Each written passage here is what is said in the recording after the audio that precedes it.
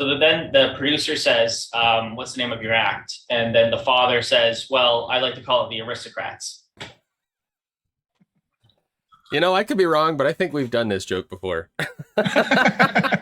we use the same jokes often. We do. That's okay. We use them because they're good.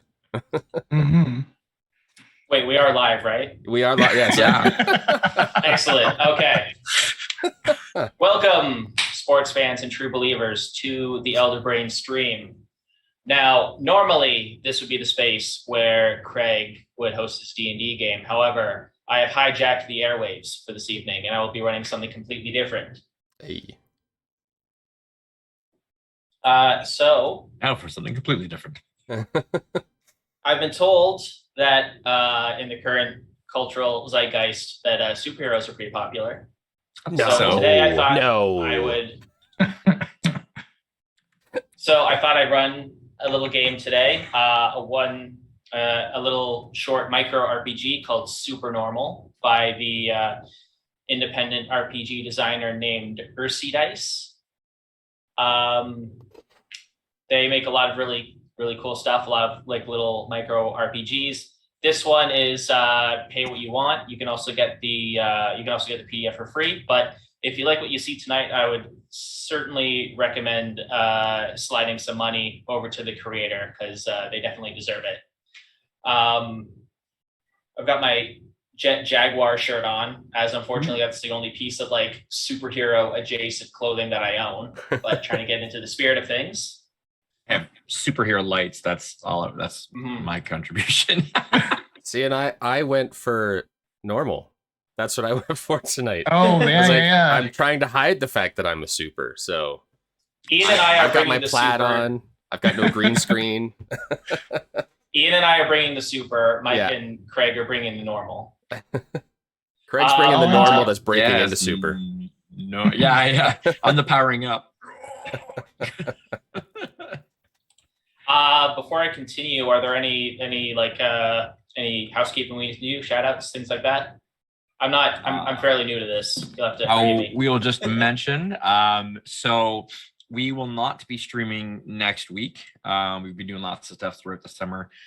Next week we will be taking an official break because we are going to be launching back into our campaign stream the following Monday on the 22nd. So we will be starting up sort of the next chapter of Sea of Souls on August 22nd.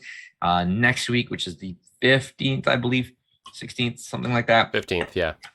We will have no stream. We'll be taking a break, so enjoy that week off. Use it to get caught up on all of our VODs of our stream, and then we'll see you the week after that. If you are already caught up and you need something to feed the void, I've got just the thing.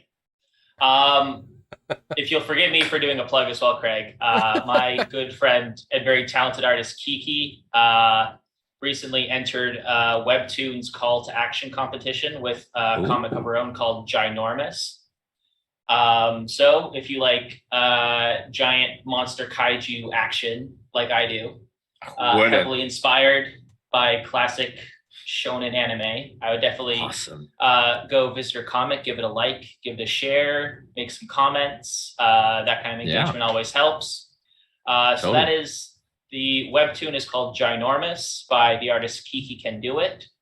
I would seriously recommend checking that out. She's great. She's I've commissioned a lot of art for her in the past. Good stuff. We can throw up a link to that in our Discord. So plug for our Discord. If you haven't joined our Discord community yet, please do so. And you can find links to that and other things that we hit up as well.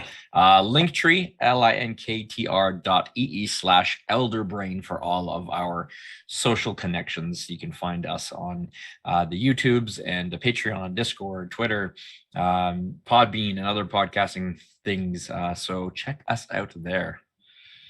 Yeah, I'll put a link to that during our break, probably. Sweet. Sounds good. I think that's all we got. All right. So sorry. Devin will hopefully be joining us at some point. So that is why we've got his chibi up on screen right now. So hopefully he will be joining us if he's available. So yeah. All right, so if we're jumping in, I guess a little bit of an explanation first. SuperNormal is a short, sort of rules light RPG about superheroes trying to enjoy a day off, basically. During the game, our three heroic individuals here will be trying to maintain their undercover secret identities in a mundane situation, making rolls not only to use their powers, but to use them without losing control and drawing any unwanted attention to themselves. No damage control also, showing up. Yeah. Also, considering that my three players tonight are also parents, I thought it would be a fun spin to have the focus of the game to be about three dads on an outing with their families.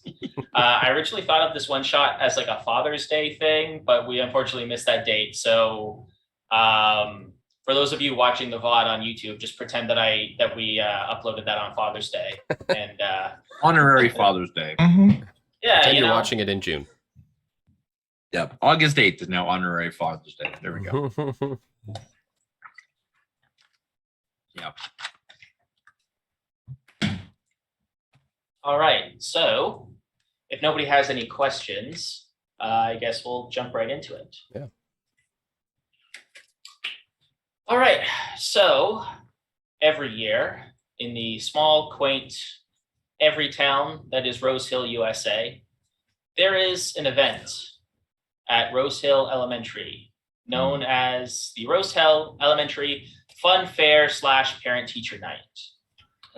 What used to be a fairly paltry event with not much funding to generate much of a crowd. The event has seen a lot of more turnout as of late, ever since recent years, with Rashid Integra, a local wealthy CEO, initiating the Supers for Students charity, in which proceeds raised by superheroes were left to fund Rose Hill's educational resources. And as a result, what was once a quaint little potluck shindig has exploded into a massive carnival extravaganza where parents, teachers, and students all congregate to have fun, eat some food, play some carnival games, and generally just enjoy a nice, relaxing sort of meet and greet between parents and teachers. On that note, we'll start our scene as a minivan goes cruising down the road. Frank. Yes. You are currently in the passenger seat as your wife is driving to Rose Hill Elementary. Oh, your name's actually Frank? Yep. I said that as a joke in the pre-show. I was like, hey, Frank, I didn't even know. Sorry. Okay, awesome. Mike, would you like to describe Frank to us? Sure. Frank is a dark-haired, red-bearded, plaid-wearing father of two. He is married to Olivia, and he has two daughters, Ashley, who is 9, and Becca, who is 6. And Frank looks like everybody else, and I suppose a little bit like me, but maybe a little bit fitter. I assume that all superheroes are on some variant of the keto diet. Oh yes, of course, of course. Gotta say trim for getting thrown through walls and stuff like that. Keto diet radiation version. Yeah. So Frank, you are currently in the passenger seat of your car. Yes. Your two children in the back. Your wife is currently driving to Rose Hill Elementary. Mm-hmm. And as she's driving, she's running you through the itinerary, doing an inventory check. And she's like, all right, okay, one last check, make sure we have everything we need for today. Sunscreen. Check. Bug spray. Yeah, I think I forgot the bug spray. Oh, Frank. It's okay. We have some in the glove compartment. I planned ahead. She pops it open as just like first aid kits and EpiPens and like tubes of bug spray all come spilling out into your lap. Fantastic. As this is happening, you hear just sour notes coming from the back seat as your elder daughter Ashley is currently got her school clarinet out in her lap and is currently trying to squeeze some last few practices in. Beside her in the car seat, Becca stares out the window, clinging to her stuffed rabbit, looking out. She seems a bit perturbed compared to her sister. She seems a bit nervous about how today's going to go. Becca does? Mhm. All right, well, Frank will notice. Becca, you seem nervous. Would you like to talk about it? She looks at you and just kind of hugs the rabbit tighter and then looks out the window. Seizing this opportunity, Ashley leans in and goes, Dad, check it out. I learned how to play my favorite BTS song on the clarinet. Watch. She proceeds to absolutely murder this K-pop song on the clarinet. Frank will raise his hand. Olivia leans. Sorry, Ashley. Can you remind me who wrote that song? Who plays that song? BTS. Yeah. Maybe we should keep it that way for now. Just for now, you could show me again later. Your wife playfully slaps you on the shoulder and goes, "Oh, don't listen to him, sweetie. Just keep practicing. You're going to be a star in no time." Ooh. Dad burns. At this point, the car rolls to a halt as you hear Olivia mutter under her breath, "Shit." You turn around and see a completely full parking lot stretching out in front of you. I knew we should have left earlier. I have no idea how we're going to find a parking space now. All right. I've planned for this. I've thought ahead, Jack. Can I try to use an ability? Yes, you can. Yeah. Just tell me, because there's 3 different ways for you to use your superpowers in this game. So if you are trying to be unassuming, subtle, or mundane with your use of powers, so kind of like use them without people realizing, then you are trying to blend in, and so you roll 3d6. Okay.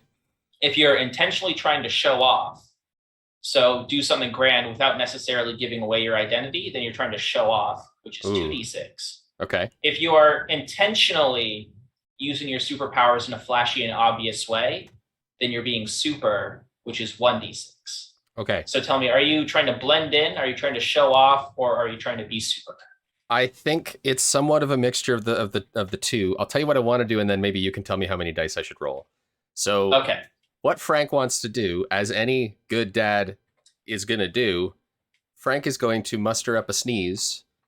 He's going to roll down the window, and he's going to give a nice, big, loud dad sneeze in the effort of using his ability of echolocation. Okay. So with that, like, I guess I'm trying to show off in a little bit. Like, I'm trying to do this thing for my wife, but at the same time, I'm not trying to give it away. I'd say that you're trying to show off a little bit. That's where I was leaning as well. Yeah. Use echolocation to find a parking space. So I'm going to say 2d6. All right. 2d6, and then tell me the result. Okay. 2d6. That is a 4 and a 3. So a 7 is total. Okay, so a 7 means that there is a super glitch. Oh no. Which means that your powers go haywire in an unexpected way. Okay. Starting off well, man. I'm going to need you to roll an additional 1d6. 1d6 coming up. I rolled a 6. Okay. You unintentionally activate one or more of your specific superpowers. Oh boy. Okay, so remind me, all right. Frank, in his secret identity, all of you have super strength, invulnerability, and superhuman reflexes. In addition to that, what are the superpowers that are unique to Frank? It's going to go bad real quick here, guys. Invisibility and teleportation. And echolocation, obviously. And echolocation, yes. So echolocation, invisibility, and teleportation. Oh, man. Invisibility. So this is what I think happens. Uh-huh. You roll down the window, you go to sneeze, and as you sneeze, you disappear. Wait, I disappear like to because think- I've gone somewhere, or disappear because I'm invisible? You turn invisible. Okay. But I like to think that like as you turn invisible, like the actual sound of your sneeze cuts off as well. So it's like one of those like perfectly cut screams on Twitter. So you're like and then you're just gone. Maybe a faint. Yeah. Exactly. Oh, what a start! What a However, start! the echolocation does succeed, and you do successfully ping an empty parking spot on the far side of the lot as you reappear. Okay. Is your family aware of the fact that Frank is a superhero? Well, that's one of the things that I guess I should have talked about. Like, obviously, the rest of the world wouldn't know, but at some point, you got to think your family probably knows. I would say the wife probably knows, but the kids maybe haven't shared that side of me with them yet. They're not old enough to handle that. Maybe.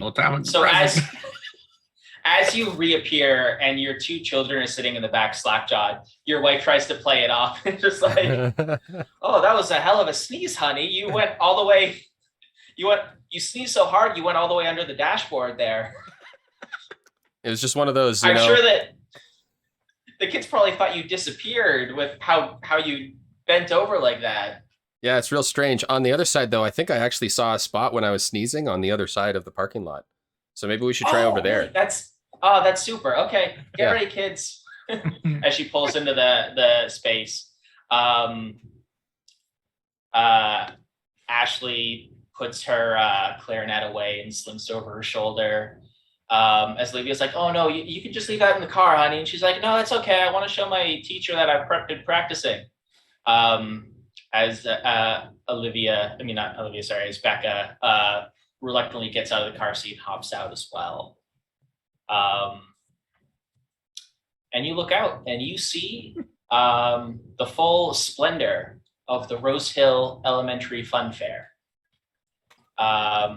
You see a Ferris wheel turning in the distance. You see little pop-up carnival rides and carnival games. Jaunty circus music is playing from some unseen PA system in the distance. What does Frank do in this situation? I think Frank would be pointing out all the big fun-looking rides and trying to get his kids excited about getting on the rides and having some fun.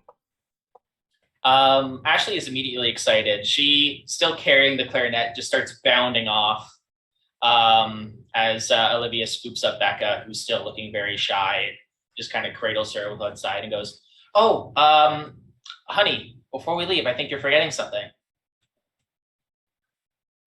She reaches under the car seat and pulls out a fanny pack. You know I'm gonna lose stuff if I don't have that thing. So yeah, give it here. Strap it Yeah, on. just planning ahead. There's some gorp in there if you get hungry. I included your favorite, your special ingredient, cashews, unsalted, Hey, because I know that you're trying to watch your blood pressure. of course. All right, well, let's get going. As this is happening, another seemingly identical minivan is attempting to pull into a space as another car is attempting to back out. Normal And so dads begins are the us. dance. And so begins the dance of the driver backing out, being like, can I go? Am I okay to go? And then the one and the other being like, go, go, go. In this case, the one that is trying to wave out the other driver so they can take the space is the wife of your character, Craig. As this scene unfolds, would you like to describe Mr. Stuart Bruce? Yes, Stuart Bruce is a very unassuming individual, a little bit on the nerdy side. Doesn't wear glasses, the stereotypical, but he's a web designer.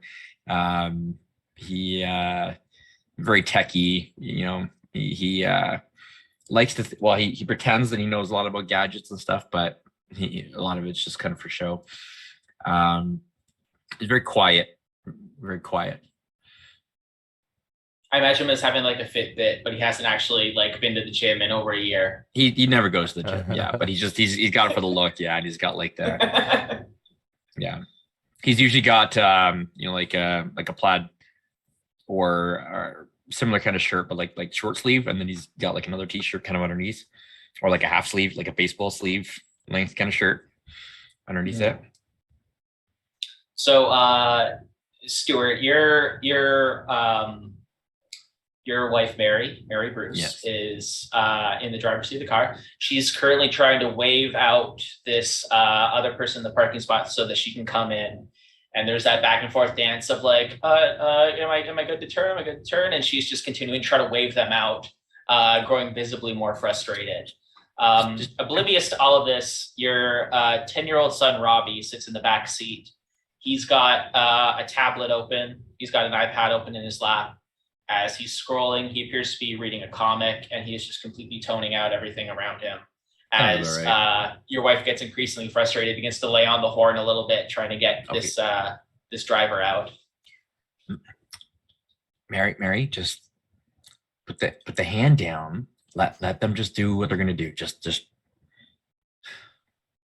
let them do it. Just let them. You're right. I'm sorry. It's just, man, I've just been run so roughshod at the office this week. It's just my patience is like this, you know. Oh yeah, there was that thing that Yeah, the thing, the incident at the Integra building. Yeah, with the fountain. Yeah. We're still trying to figure out the settlement for that, but you know what? That we don't need to talk about that right now. This is supposed to be a fun weekend. You know, let's leave the work at work and let's just focus on having fun, okay? Or at least we could if people in this town knew how to drive. She starts to like rear back to lay on the horn again. It looks like this driver could use a little bit of help getting out of this space, Stuart. Okay. Just sit tight. Give me. Okay. I get out of the van. I go over to the other person, or whatever. I just kind of knock on the window. You want me to help you back up, or you got this? The driver just looks at you and goes, "Hey, what's the problem? You people, just be patient for a second, man. Piss off. Get out of here." Right. After you, then. I just kind of back up and just kind of stand there. But like looking at him and like making it very obvious now that I'm not going anywhere, and just not saying anything, but just kind of like look at my unused Fitbit. Mary kind of rolls down the window a little bit and looks over you and just beckons your Stuart, a word. Mm-hmm. Maybe this guy could use a little bit of a nudge in the right direction. Do you really think that's a good idea here? She looks back at Robbie, who's still just scrolling through comic books on his tablet. She's like, "Yeah, no, he's totally distracted. He's not going to notice." Okay. I will activate my super speed to combine with my strength, push this dude out of this parking spot. Okay. And leave him kind of oblivious as to what happened. Are you trying to? So you're trying to leave him oblivious, which I mean tells me that you're probably trying to blend in. Yes, I'm very much trying to blend in. Since my wife knows, like, I'm not trying to show off at all. I'm trying to make this as discreet as possible. Yeah. In that case, I'm going to need you to roll 3d6 and tell me what the total is. All right.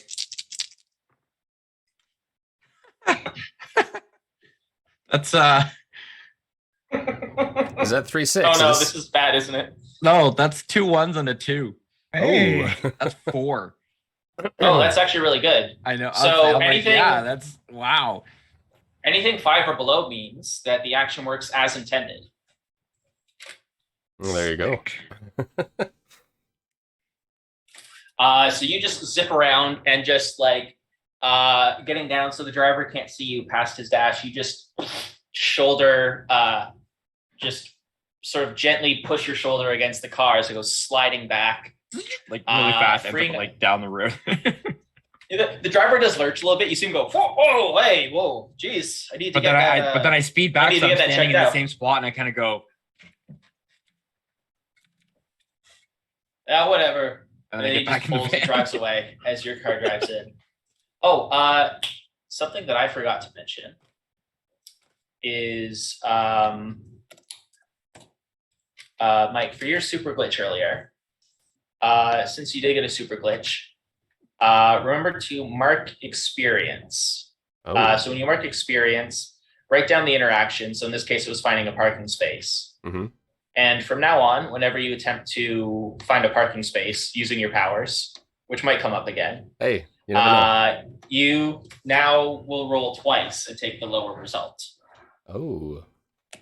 Okay. I need to find somewhere to keep track of this. I'll do it on my phone.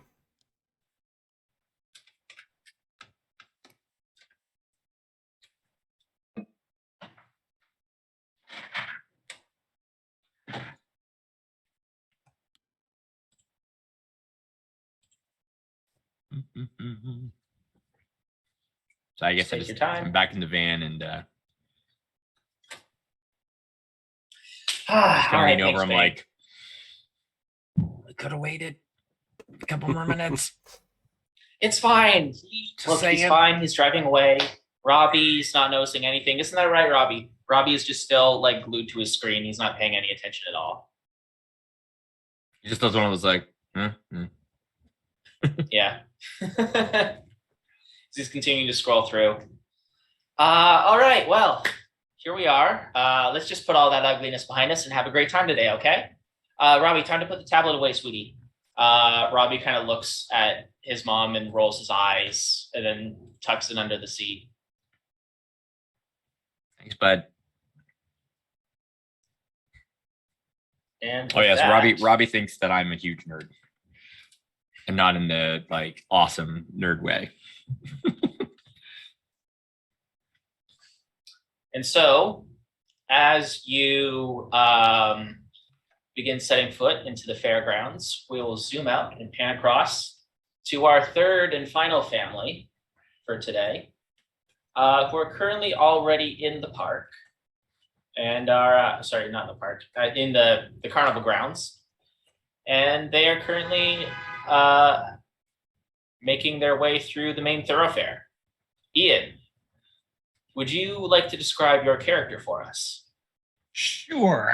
So this Telly Porter is a middle-aged assistant manager of inside sales at Gritco. It's a local cutting tools and abrasive products manufacturer. He looks worn out, world weary. Just looking at him, you can tell that he's been through a messy divorce relatively recently. Oof. And yes, it's been about 2 years since he and Vanessa split. And he looks just done. And I think as we are walking through the thoroughfare, his phone rings and you can just see just the life just drain out of him. And he's just going to pick it up. It's like, yes, Vanessa. Reese has his retainer. No, Vanessa. Claire isn't eating too much junk food. Yes, Vanessa. I have Claire's EpiPen. No, Vanessa, you don't need to drop off clothes. I am, in fact, capable of doing a load of laundry. Listen, Van. No, sorry. Vanessa. I can handle this. Promise. He hangs up, puts it away.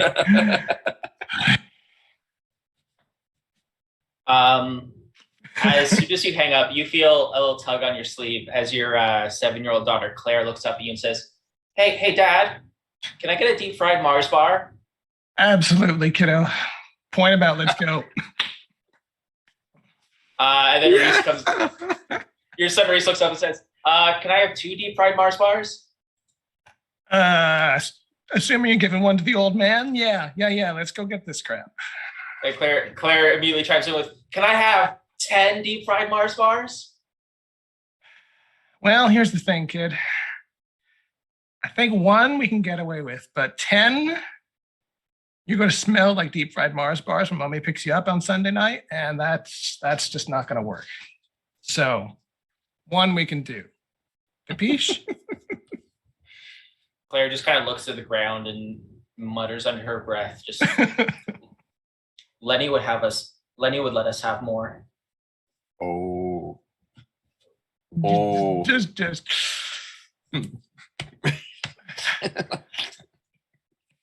Well, let's see if they've got maybe a 5 for a discount deal at the deep fried Mars bar stand.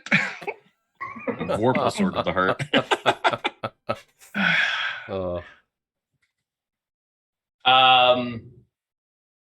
At this point, you hear a surprisingly familiar voice calling out from one of the carnival kiosks. Step right up to the dunk tank. If you manage to dunk me, you will win a prize. You turn and see a gaunt, pale figure sitting on the diving board of the dunk tank. At first, you don't recognize him in his plain clothes, but then you realize this individual you have a bit of a history with. This is Vampire Squid, a member of your old rogues gallery. And seeing him here as a carny is a bit of a shock. You there, sir, with the sad face and the 2 children. Come up, dunk me, win a prize. You just identified like half the people walking, right? Like, That's why he had to point as well. He pointed as well. Yeah. You can see Telly is just teeth gritted and a very, very strong jawline. This seems to be a common occurrence for him to just be clenching his jaw like this. Like, hey, kids, want daddy to win you a doll? Claire starts bouncing up and down like, yeah, dunk that guy. All right. Deep fried Mars bars can wait. This guy needs to go for a swim. Go ahead, try to dunk me if you dare. Well, and I slap down the $5 or whatever it is for the 3 balls. I'm sort of tossing one in my hand and realizing that they're lopsided. Probably don't throw straight. Like, all right, let's see what I can do about this. Now I'm gonna huck one of them. Okay. This one's gonna be a straight throw. No funny business on the first shot. In that case, I will say that you're trying to blend in. So give me a roll of 3d6. You do still have super strength. You do have super strength. You all have super strength. So even our normal throws are like, oh, I just broke a building. Sweet Christmas. Wow. Okay, so 16. that's a 16. Wow. Which means that 2 super glitches occur. You All roll right. for the first one, and I, as the game master, will roll for the second one. All right. First one's a 1. Okay. So from the actual and unexpected level of force. Okay, that's pretty obvious. unexpected level of force, and I rolled a 5, which means you perform an action in a way that inconveniences others. So yeah, I tossed this thing and I missed the target entirely, and it plunges through the back of the display and it's like firing through the crowd somewhere. You hear like literally the sound of a gunshot go off as Vampire Squid ducks out of the way and goes, "Whoa! Somebody needs you pitching for the..." Wait a minute. He leans in closer. I think I know you. I've got a forgettable face. You don't know nobody. Listen. No, I definitely know who you are. John, you son of a gun. Come over here and give your friend a hug. I am not George. I'm going to come in for the hug anyways. Yes, it is me, your old friend, It's George. been too long. Far too long, my friend. Are you still in the, he looks around. Are you still in the cape business, if you catch my meaning? Glance at the kids, hoping they're suitably distracted by flashing lights around. It's like, what? Yes. What are you driving at here? Oh, I'm just making polite conversation. Oh, don't worry. My bank robbing days are far behind me. This is why I'm here. Yeah, completely Working at a reformed citizen at this point, right? yes. Working at a carnival. It's a great job for a reformed supervillain. No credentials needed, no background check, all the free corn dogs I can eat. And not a lot of scruples required either, as I seem. Don't. I know that we have traded blows quite a bit in the past, but in an effort to let bygones be bygones, I'm just happy to see your face. Tell you what, I will give you another ball. You can have another attempt to dunk me free of charge. What do you say? Sure. All right. This time, I'm definitely going to use telekinesis, and I'm going to dunk him regardless of where the ball goes. So. Okay. Would you rule this as showing off or trying to be super? No, this is more showing off. I want to win the doll for my kids. So. Okay. 2d6. Better. That's a 4. Hey. Okay, so 4 means actually I can probably use my telekinesis to steer the ball into the thing and just knock it down, and no one's the wiser. From the perspective of any outside observer, it would look like you just like reeled back and just threw like a perfect curveball. It just perfectly arcs in the air, hits the target dead on bullseye as Vampire Squid drops into the water with a splash. As he jumps back out of the water, hands up the air, goes, "Ha ha ha! You've still got it!" And your prize, as he reaches up to the prize rack along the wall and hands your daughter a massive plush stuffed octopus. But it's like one of those like janky carnival plush toys, so it's like all lumpy and feels like it's filled with like packing peanuts instead of stuffing. But your daughter immediately loves it. Or trucks. Your daughter immediately loves it. She squeezes it until its entire upper body just like distends and distorts. And she's like, I love it. Thank you, Daddy. As you continue on your day. Let's go get those bars, kids. You see possibly a familiar face. How familiar would Telly be with Frank and his family?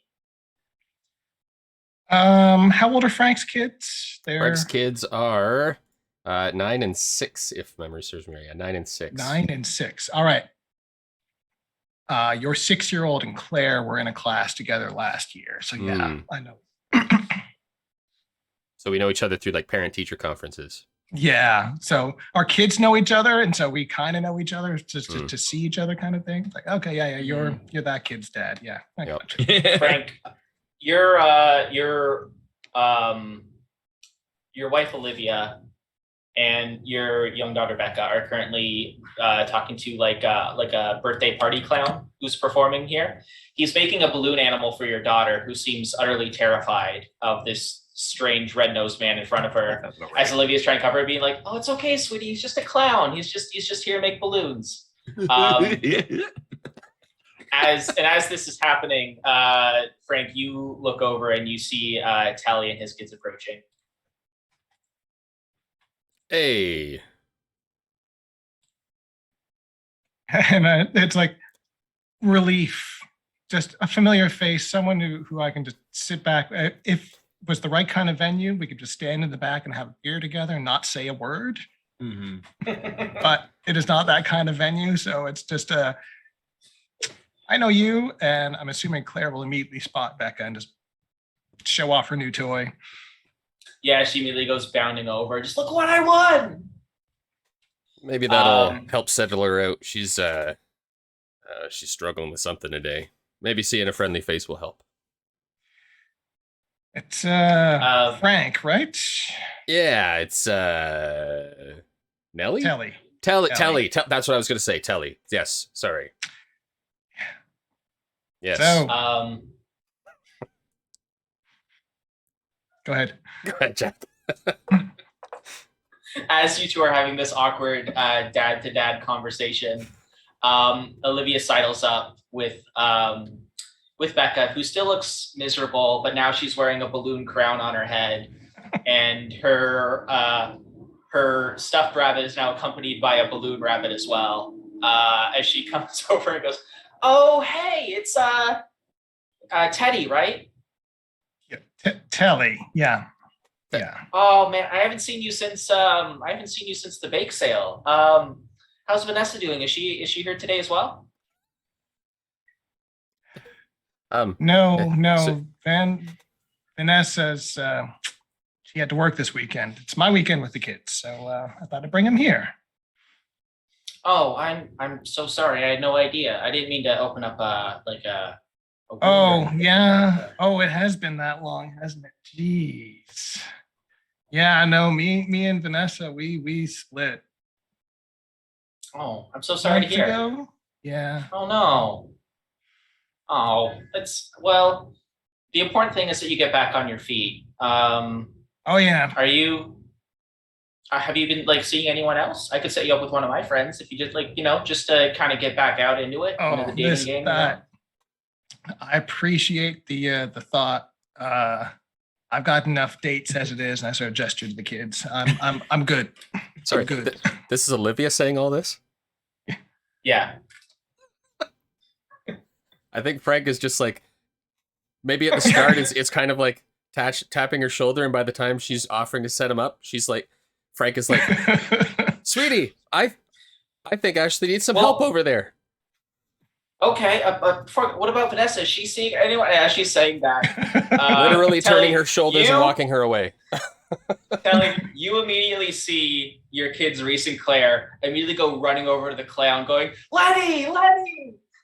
As Lenny looks over at the kids, he goes, "Oh, it's good to see you, kids. But remember, when I'm in makeup, I'm on duty. That means my name is Flippy the Clown, not Lenny." Oh no. As the kids are like, right, we're sorry, Lenny.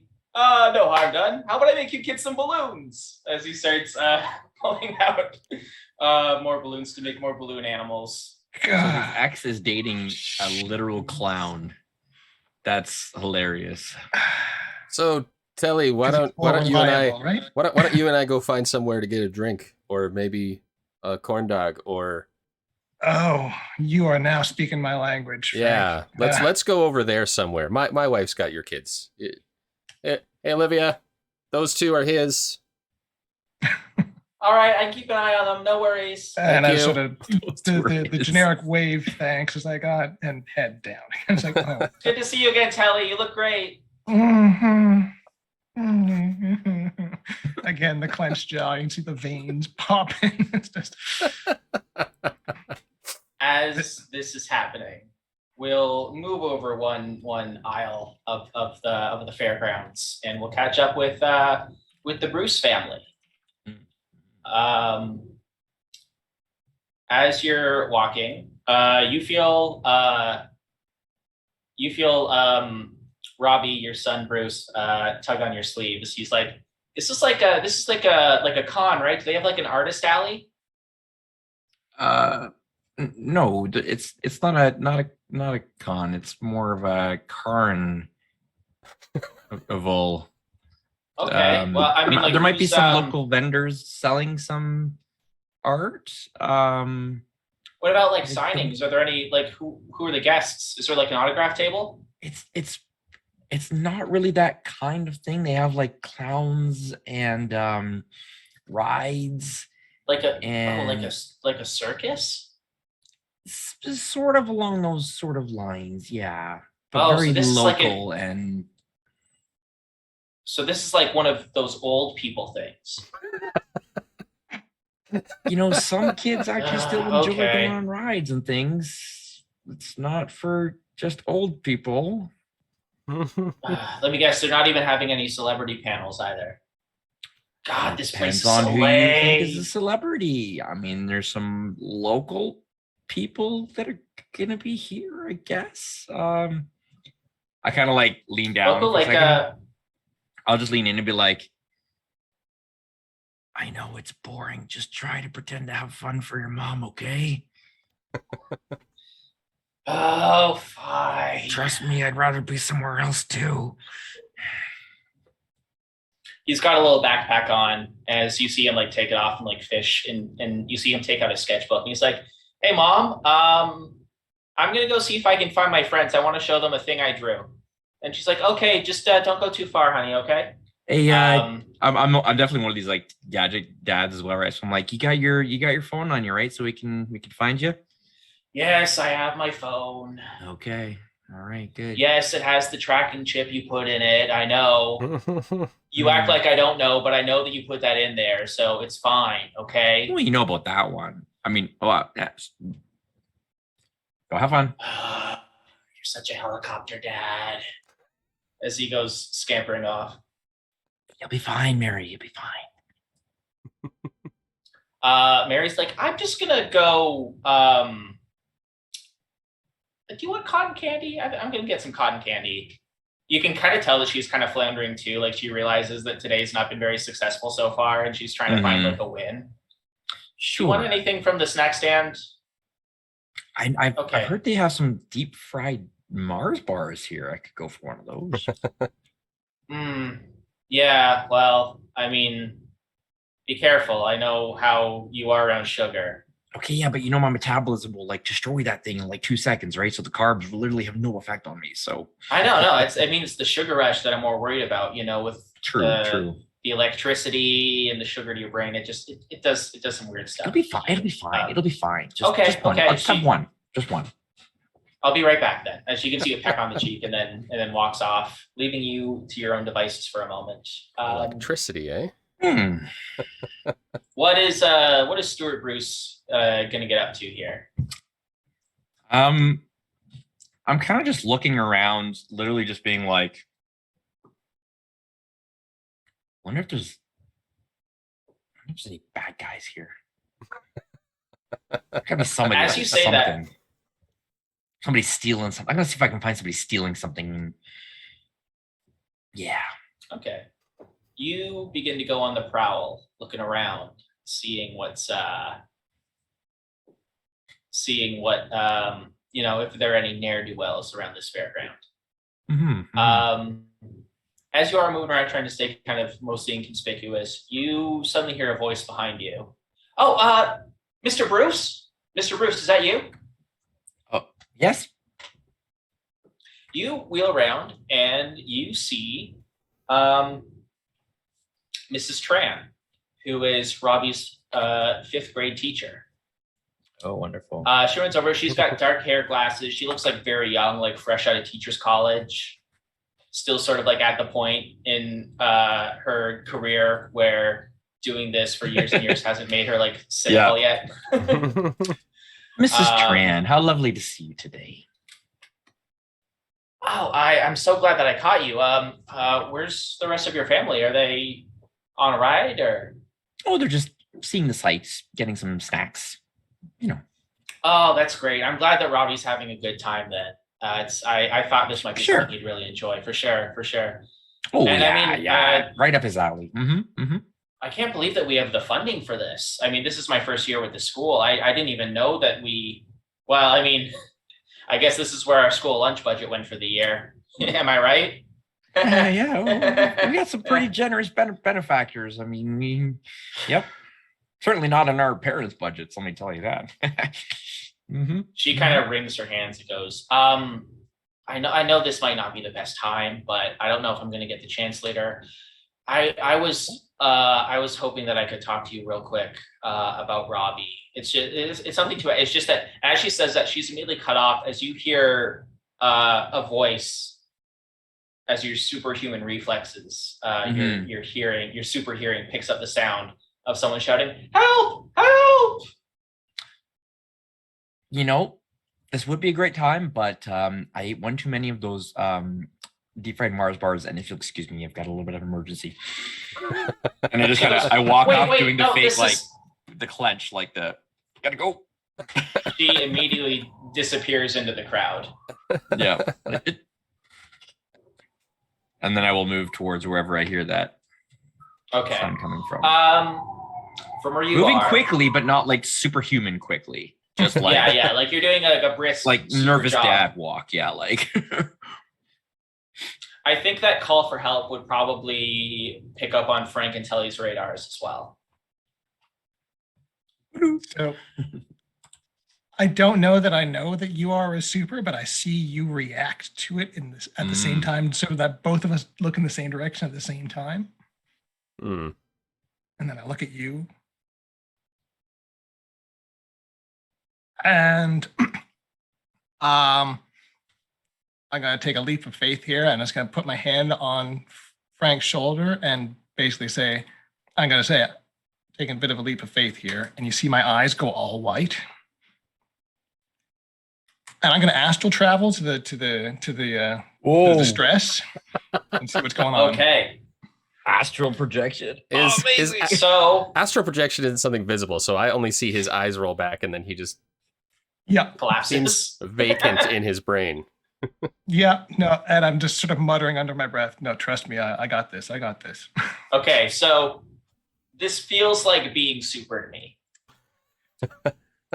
Yeah. I basically I've thrown my faith at Frank to hope that he's not gonna to narc on me. So Or stressed dad having a heart attack. Yeah. One or the other. Okay, What if I'm a villain? so being super, I'm going to need you to roll 1d6 for me. rolled a 1. So Wow. Ooh. It all works as intended. There you go. As you astrally, your astral spiritual self soars above the crowd looking for the source of distress, you hear the call for help. Help, help! As you fly over and see a young girl standing in front of a claw machine, shaking the levers in frustration, kicking the machine, and then just folding arms and being like, help! I need help with this thing. Stupid machine ate all my quarters. I probably get there at this point. Yes, at this point, Stuart does arrive. That's Hey, mister, can you help me? I'm trying to get the cat. She points to like a little Hello Kitty plush that's currently sitting on top of the pile. But the stupid machine is rigged or something. It already ate all my quarters. Do you have any? what's your name? Sally. Sally. You've got quite the good cry for help there. I'm gonna assume you practice that a lot. And I just turn around and walk away. Leaving her with that little bit of a snotty kid burn. As you walk away, she just folds her arms and goes, "Oh wow, it's too bad that there's no hero to come help me with my problem." while her back is turned, my astral self is now like inside the machine. I'm going to use my telekinesis to move the Hello Kitty to the drop slot. And just Okay. I'm all about placating the kids at this point. It's like, okay, no, I need a win here. You're trying to be I'm subtle like about totally this. chuffed that my call for action was a snotty kid, and I'm like, no. Okay. At this point, Telly, you're trying to make it look like just happenstance, right? So I think this is a blend in roll. All right. So that's gonna be 3d6. Oh, so Hey. close. So it's a 6.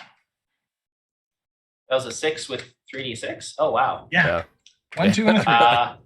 Well, it is a 6, which does mean that a super glitch occurs. So go ahead and roll I roll d6. that one. I roll a 2. There's a surge of power from within that temporarily incapacitates you. Oh, great. So, as I'm, So yeah. Oh, so yeah, I guess yeah, the you stress of moving this thing at a distance, I sort of collapse into Frank's arms. Does this surge happen like in the claw machine too, or is it just happen? It happens where Frank is, or where Telly is. I think what happened where Telly's body is, right? Makes the most sense. As this happens, Lenny, aka Flippy the Clown, sees you, Telly, collapse into Frank's arms, Mm. And he immediately Oh, drops the man. clown persona. He stands up. He's like parts the case. He's like, oh, quick, everyone out of the way. This man is suffering from heat exhaustion. As he comes bounding over, his clown shoes squeaking. As he goes over to you, Frank, he goes, lay him down on the grass. Lay him down on the grass. Frank's gonna roll his eyes because he knows this guy is some kind of super, but he'll comply. Lay him down. What are you gonna do? What are you gonna do, clown? This man is suffering from dehydration. He needs water. As he takes out the little flower on his lapel and squirts water directly into Telly's mouth. My gosh.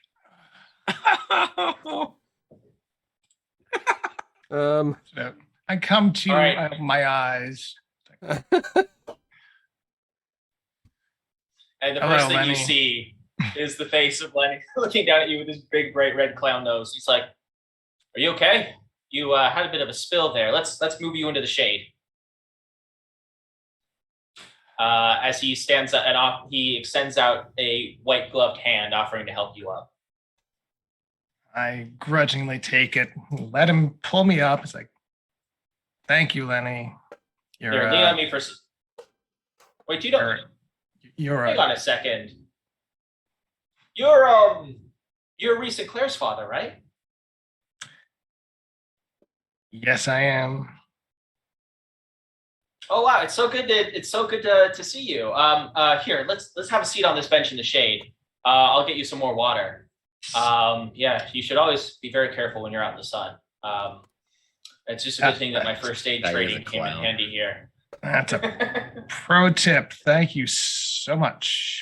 You know, Lenny the clown. Thank you very much for your swift medical attention here. But you know what? I actually think I see a kid over there that doesn't have a balloon in their hands. You need to get over there. You have a job to do. I can take care of this man here. That kid needs a balloon. Okay. Go for it. Go. Make sure he stays hydrated and make sure that he wears sunscreen. Telly, I'm so sorry. I have to cut this short, but duty calls, unfortunately. Frank is a hero. Look at that. Frank will unzip his fanny pack and start rifling through to try to find whatever Telly might need. Hey, kids! Want to see me make a giraffe? As he goes back over and returns to the balloon animal station. And I'm just like, hand in my hands. Just, I can't believe she left me for that. Yeah, that's pretty brutal. You got some explaining to do, though, my friend. You just went catatonic, and then you fell over, and your eyes went all white, and I'm assuming you're I don't know, I got a vibe about you that you're part of the business, capital B business. Perhaps.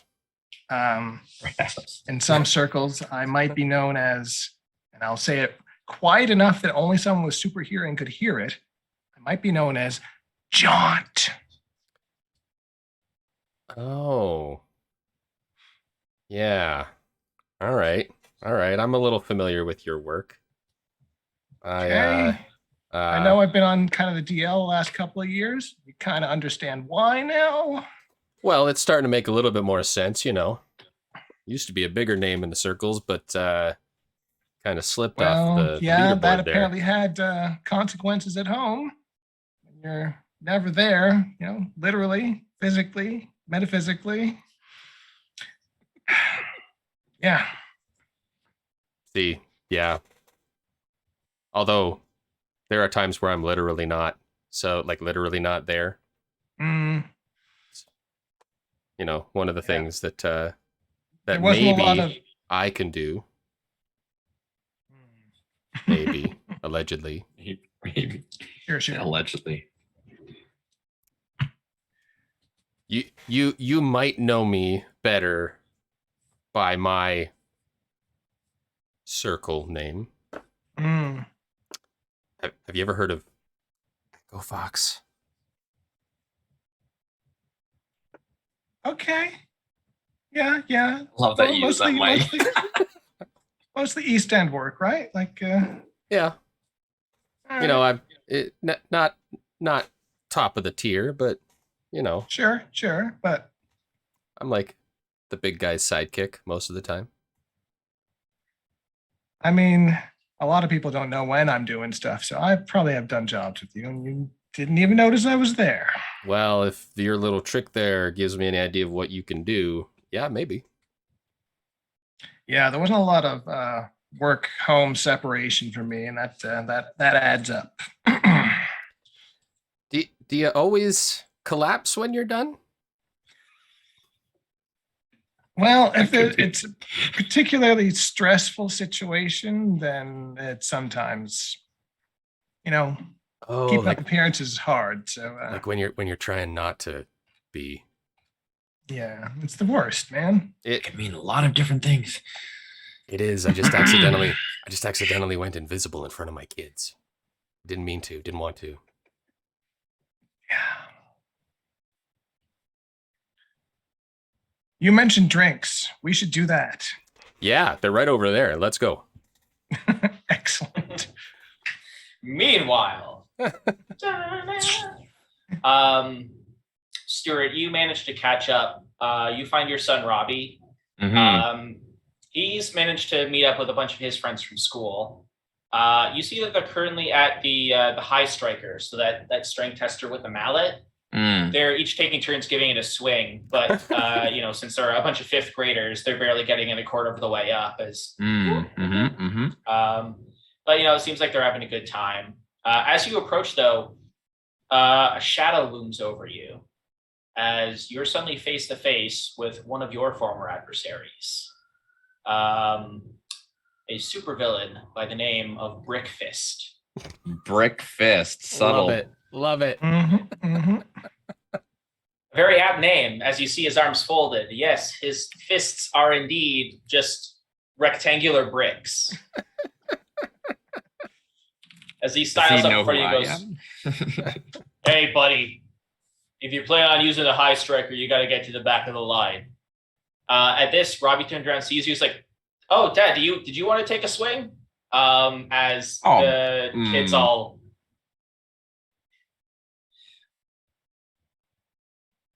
Sure, I'll give it a go. You see how hard it is. As Robbie steps back, you see all of his friends are giggling and pointing at me, and like, "I bet you won't even get it up halfway. Look at those arms." Yeah.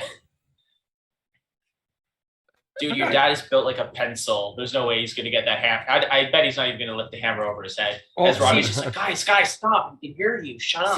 See, guys, the thing is, it's all about physics. Okay? Work smart, not hard. It's all about physics. Get the right approach, get the right angle. There's a lot you can do. I'll take it in my hands. One of Robbie's friends just goes, nerdler. Which, of course, I hear with my super hearing. I won't do any powers or anything like that first. I'll just kind of give it like that. Like hold back my super strength and just like.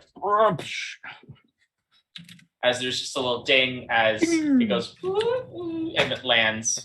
All the kids laugh. Brickfist kind of looks at you and says, "Hey, buddy, no offense, but if you're looking for a game that's a little bit more your speed, I think we've got the teacup ride around the corner." Funny. I don't think you'd know what a teacup was with hands that big, but don't worry, I got this. Like I said, physics. And I'll do one of those, like, I'll pretend to like do like a calculation in my head, be like, now if I hit it at that angle, like the right stance, I'll do the math. And then I will I'll just use my super strength, I guess, on this. Okay. Still trying to be.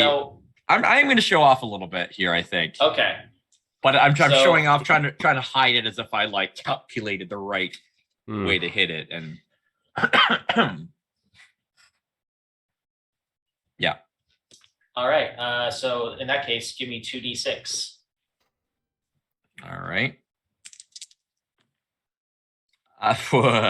That's a 6 and a 2. That's an 8. That's an 8. Yeah. All right. So that will be a super glitch. I'll roll my other d6 here. Remember to mark experience for this event. Okay. What did you roll on your d6? I rolled a 4. So you perform the action in a way that causes unintended destruction. That's so perfect. Mhm. I think I have an idea for this. If you Perfect. don't, I have an think idea I- of just going like, and like smacking the bell, and the bell just like. the bell like flies off. There's an explosion of sparks that goes raining down. As the kids are all just watching, like slack-jawed and all, like, dude, I can't believe your dad just did that. I will look He's such a surprised at nerd that. afro. I'm gonna look surprised at that and be like, they gotta get the electronics on that thing looked at. Jeez. You hear Brickfist sidle up behind you as he looks up and goes, "Hey, you're pretty good at that. Maybe a little too good." Oh, that was. I've never done anything like that before. I think you got a glitch in that thing or something, man. Like, I know you got all these machines rigged, right, to like make them win for certain people and not for the Hey, others. hey, whoa! I Hey, think hey, maybe hey, you're right. Hey! No, nobody's. Hey, let's. I won't tell anybody let's- that you rigged it, and I won't tell anybody that you got a problem with the Stop, machine. please. That's You're not. This is not a. You are speaking at full volume right now, sir. Oh, sorry. Let's stay on the Igray. All right. You know, why not I just give you your prize and we can just make all this go away. Capiche? I'm You amenable see to him that, go I over. think. You see him walk over to the prize bin, and with his cinder block brick hands, he tries to scoop something out of the bin.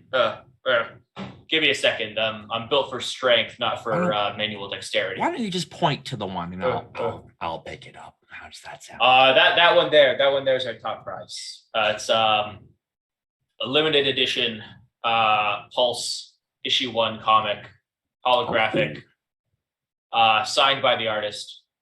Halls. I think my son would like. I'm not really into comics myself, but I think my son would like this. Hey, Robbie, and I'll go over and hand it to him. Whoa! Oh, dude, Pulse, that's sick. And it's like an actual book too, made of like paper and stuff. That's so retro. Yeah, this pretty is cool. awesome.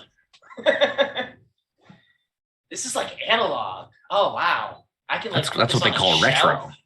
Dad, can I get a shelf to put this on? Well, I'm not the most handy. You know what? I bet your mom could put something in for you. We'll see. We'll get that taken care of. Mhm, yeah.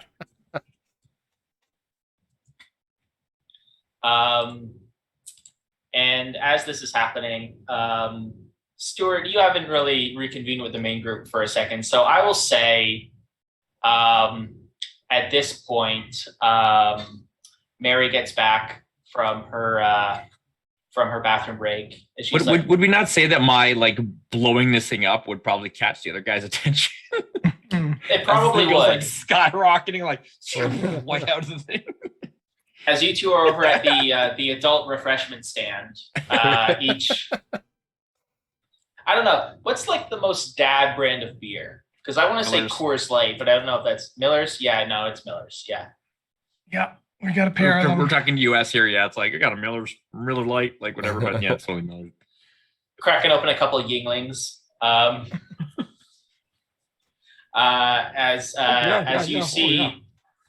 As you see this unassuming, bookish-looking man slam this mallet down and cause a huge explosion at the top of the high striker. I see that. That's subtlety right there. That's what that is. What was subtle about that? Sorry, my sarcasm thing's all messed up. Oh, Have you met Vanessa? Man. No, I haven't. Vanessa. Yes, you're right. That was very subtle. Yeah. I mean, should we go and check it out?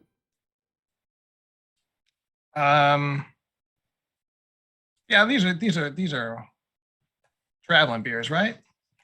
Sure. Put my hand over the top. Yeah, this is an open alcohol. We're good. We're good.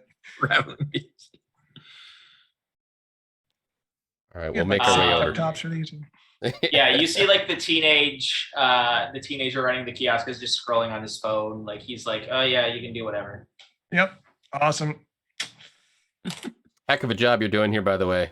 I'll put $1 down as a tip. We appreciate your contribution, sir. Not even looking up, just Of course, still of course, scrolling. yeah. All right, and as you take your travel beers, you head over to the site of all the excitement. As Stuart, your son Robbie, is run off to show his mom what you just won for him. Mm-hmm. Mm-hmm. Trying As you're to currently- hide my recognition of the character on the comic book. Hey, And as you do, isn't that guy with bricks on his hands Brickfist? That sure is. He's like Pulse's mortal enemy, isn't he? Yeah. I think Pulse was on to finally put him away. What the hell is he doing here? Well, you know what? I saw Vampire Squid running the friggin' dunk tank. Vampire Squid, he's here. Uh-huh. Interesting. Like, is this whole place run by Supercon? Some Super kind of X carnival. That's some kind of like It is a con. what do they call those? What do they call those programs where they like rehabilitation program here? Yeah. I mean, I At guess. prison, that's what they call it. Man, Hmm. I thought Vampire Squid was away for good. That guy made me like that too. It was crazy. Would I hear this conversation happening? it's We're not. I have been ruling as you have like super hearing, which you could like loosely attribute to reflexes, but Okay. I'll say that you probably overhear some of this. If they said the name Pulse, I feel like I would be kind of keyed in to hear that name. Like like it's Mhm. it pops up on your internal search engine. Yeah. So when you hear them like Pulse, I'm like, and Brickfist. So they recognize Brickfist and they said the word Pulse. So I'm kind of like, trying to watch these guys, but like, I'm doing like the phone thing where I'm like, So if Brickfist is running that thing, I don't think he would destroy his own machine. So which one of these guys no is data around here. not supposed to be here?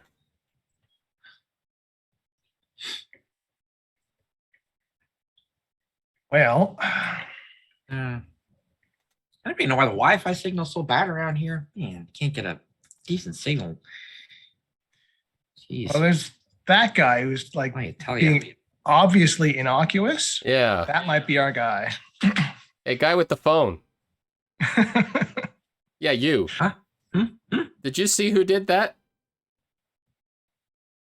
Yeah, the machine has some faulty, I gotta walk up closer and be like, they rig these machines, right? To make Well, them yeah. ring for some people and stuff. Well, that fellow there with the brick for the hands, he wasn't too happy when I started talking about it being rigged and stuff. But I think there's some faulty wiring in that thing that it went off. I was quite surprised myself, actually. That's it's rather shocking, if I do say so. My kid was pretty happy about it, though. I mean, he got the prize, and that's what matters in the end. That he's having a good day. I think Frank is looking Stuart up Sorry, and down. Stuart. Nice to meet you, Frank. Frank.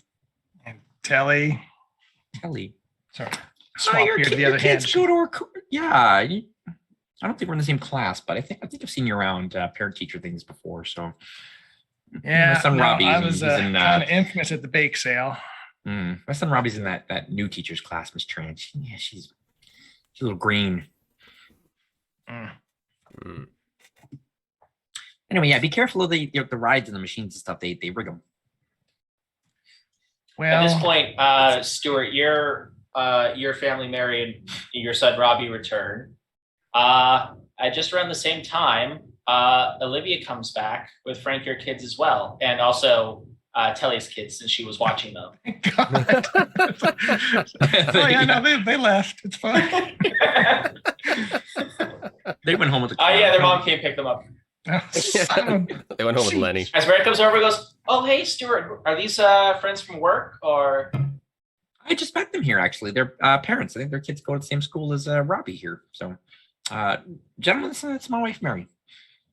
Nice to meet you. Hey, I'm Olivia. This is Frank, and these are Ashley and Becca. Becca, say hi. And Becca just like turns and just buries her face from mom. So it's like, I'm sorry, this is just a big outing for her. She's, we've been cooped up at home for the last few years. She's been taking classes on Zoom. This is like, she's not used to this much social interaction. COVID happened in the SuperNormal world too? No. No. Call it like Kovacs or something, right? Kovacs.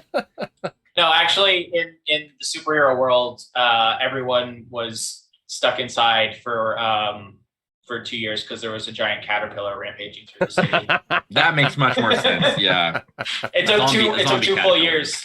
It took 2 full years to take it down. So That makes much more sense. Yeah. It was supposed to be 2 weeks, and then it just dragged on. yeah. The 2 CDC weeks, but then was it like, flattened the curve of the earth. don't worry, everyone. We're gonna get rid of this caterpillar problem in 2 weeks. It's gonna be fine. Just everyone stay at home in the meantime. Make sure you get your caterpillar vaccine. Oh my goodness. Okay, moving on. It's not a Too perfect soon. analogy, I know. No. Too soon. Oh man. I want to like text like Mary and be like, just capital letters, Brickfist. Just like,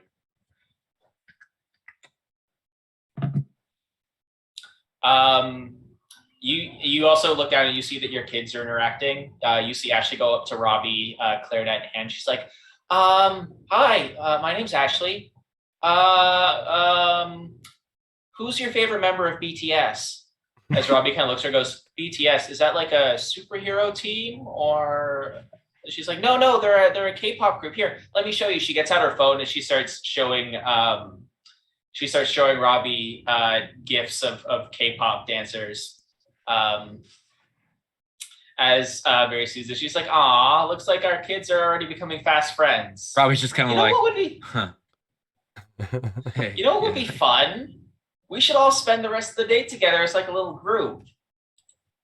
And then Olivia's like, "Oh, I like that idea. Oh man, this would be a great opportunity to get Becca to socialize a little bit more." Telly, how do you feel? Are your kids cool with that? I mean, Claire is easygoing as can be. Reese? Hey, Reese. Yeah. What's up? You know any of these kids? They cool? I think I did like soccer practice with Robbie like once. Yeah, All right. he tried out for soccer. It wasn't really his thing, so he decided not to. Yeah, no, he just kind of he was goalie. We like he missed every goal. He didn't catch a single one. He just sat on the ground and picked grass for the whole game. Well, I mean, And Robbie kind of looks up from Ashley showing him gifts on his phone. It's like, yeah, no, I did do that, didn't I? Yeah. Sports, not much of his interest, but that's okay. It wasn't really mine either. So not all of us can be super athletic and big and buff like you there, Frank. You got quite the physique going on there. That's well, Reese, you're the oldest. you must work out. I got a Fitbit, but I never use this thing. Like, tell you what. Ashley's like, oh, look at us. We're just a bunch of adult friends with kids. This is great. Uh-huh. Yeah, We're like a little posse. We should make t-shirts. Super, yeah. Yeah. Yeah. So Yeah. Stuart, what do you do? Oh, I'm a web designer. Yeah, that checks out. Do you need a website? At this point, Telly, you feel Claire tug on your shirt and she's pointing like, Daddy, I want to go do the dart throw. I mean, Okay. yeah, we can go. Like, you've already got that big friggin' guy. Can you carry another Look one? over Can and you see that the octopus is already like smeared with like chocolate and like sticky candy debris, dirt, grass stains. It's already like you took your eyes off her for 10 minutes and it's already like half destroyed, but she doesn't seem to care. She's still just hugging you as tightly as ever. Yeah, let's get you a fresh one. All right, let's go. Yeah, all right. I could throw some darts. As you approach the dart throwing, Yes, we're doing darts. as you approach the carnival game, you see a squat, beady-eyed little man, kind of like a Danny DeVito sort of countenance about him. He is wearing a striped shirt, which is perforated with holes at the back. As you see that he's got these long, like 6-inch spines sticking out, running all the way down the length of his back and down his arms. All three of you would recognize this character as a famous supervillain that you've all tussled with at least once. A carjacker by the name of Porcupine. Porcupine. Porcupine. Hey, step right up to the balloon toss. Toss a dart, add a balloon, pop a balloon, win a prize. Easy as that. That looks painful there. Sorry. What's that? Oh, I got a skin condition.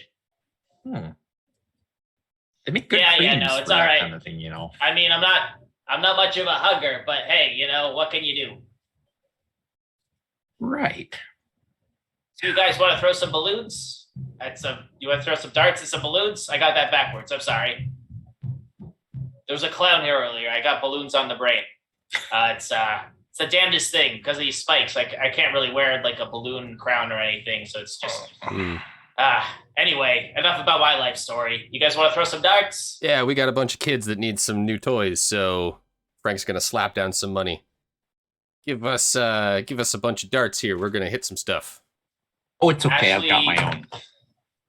I pull out the little like the little the black case that's like got like the darts in it that have like my name, my initials like on the inside of it. Like, all right, give two of us hear darts. The sound of you hear the sound of conspiring voices behind you as you turn around and see Ashley and Robbie. As Robbie's like, "I bet my dad can pop more balloons than your dad." And she's like, "No way! I bet you $1 that my dad will pop more balloons than your dad." And he's like, "Oh, you're on." something of aficionado of dart throwing. It's actually quite interesting. A lot to the physics of it, you know. You don't say. All right. Well, you each get a turn. You get 5 darts each. Whoever pops the most balloons at the end of the round wins a prize. How's that sound? All right. Sure. Sounds good. Is this going to trigger my experience of throwing things at targets? I will say sure. Awesome. So, Good to know. Telly, you will get to roll twice and choose the lower result. Awesome. Throwing things at I throw stuff at other stuff. I have experience of this. Listen, so many of the situations that put you in are so specific that I don't mind you guys kind of like, Generalizing somewhat. Going by the spirit and not the letter is totally fine. So, Awesome, right. who would like to go first in that case? Well, Hotshot over here has got his own darts. May as well use them. Well, I've got ideas about that too, but All right. Okay, sure. Let me show you how it's done, gentlemen. I get like the perfect, like I'm lining up with the eye and like the.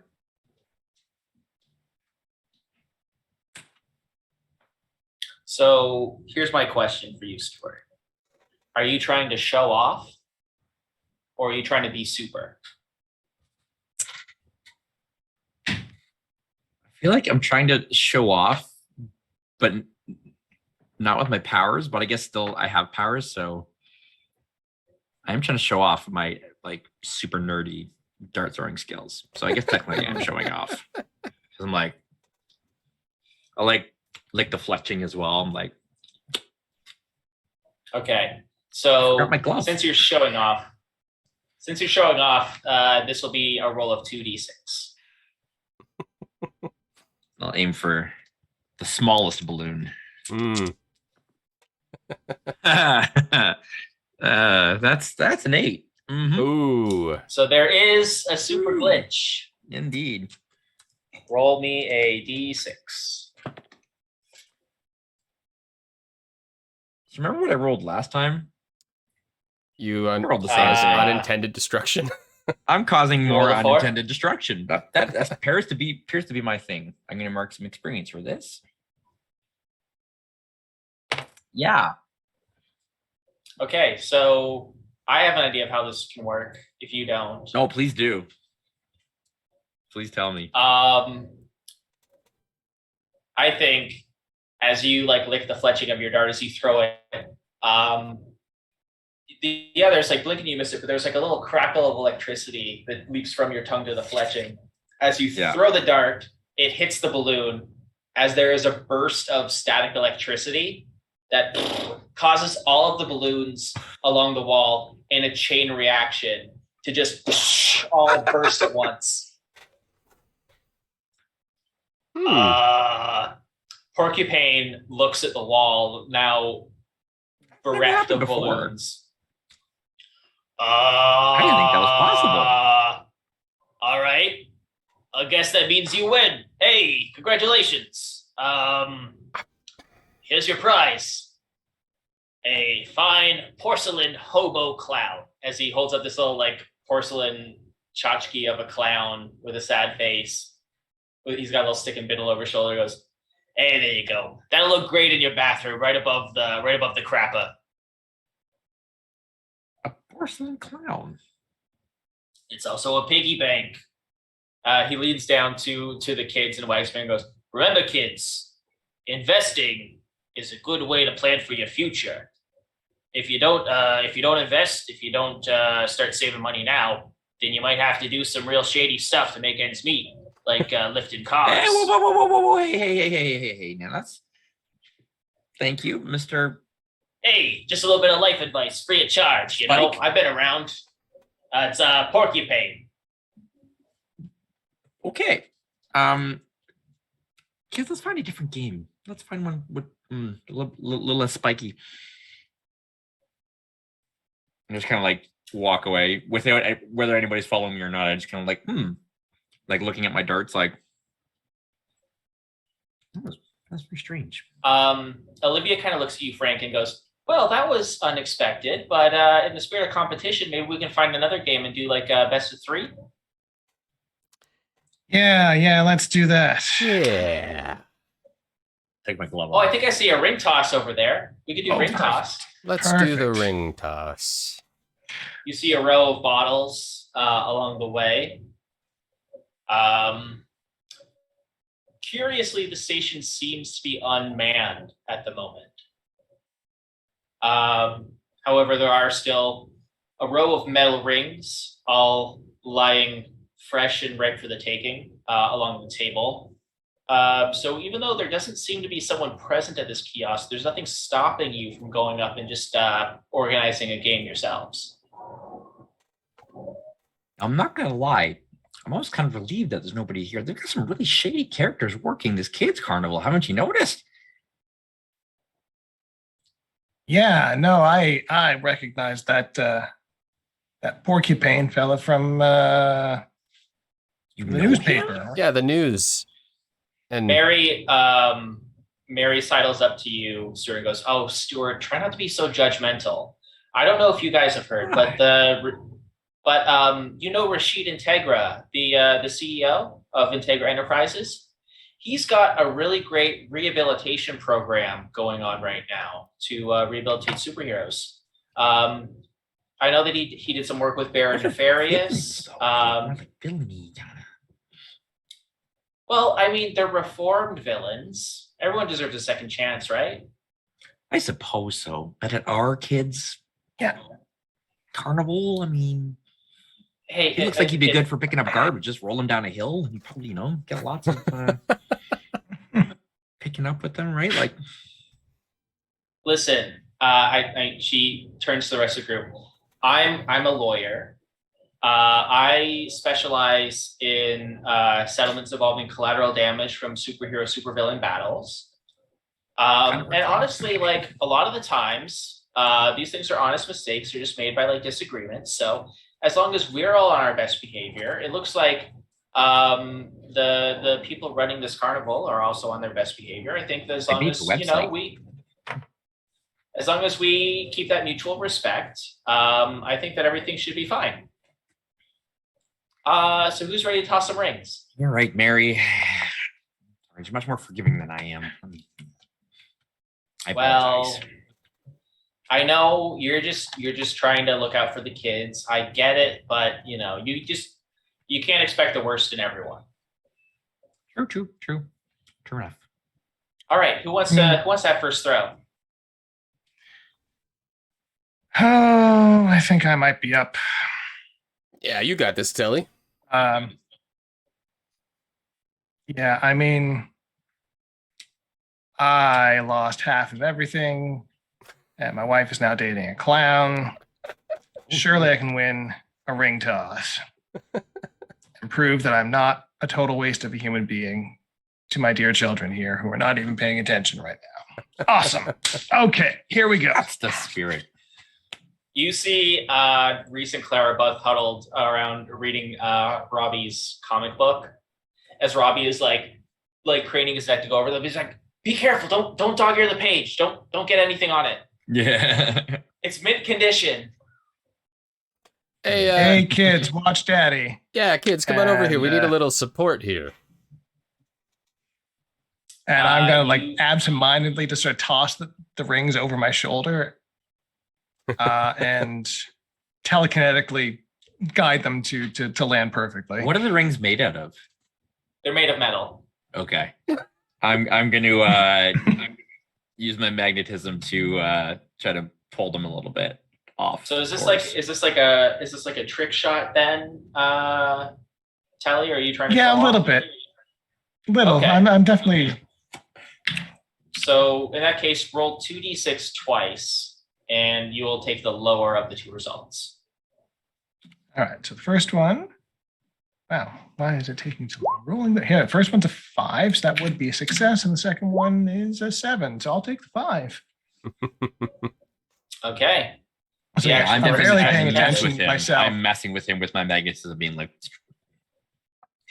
Oh wait, are you trying to? So you're trying to sabotage? I'm trying to make his throw go wild so that it's like looks like the games are all messed up. Okay. Because It sounds like I'm you're not the trying one to. doing this. I'm not the one like shooting. So if something else goes wrong without me doing it, then it's like, oh, see, look at. So you're trying to make it look like you're trying to make it look like happenstance. So it sounds like you're trying to blend in. Yes. So I'm gonna say 3d6. All right. Amazing. Remember that first roll of the game I had? See if I can repeat that. Probably not. No, that is a 7. Hey, 7. There is a super glitch. There is indeed. Roll me a d6. If I roll a 4 on this thing, you rolled a 4.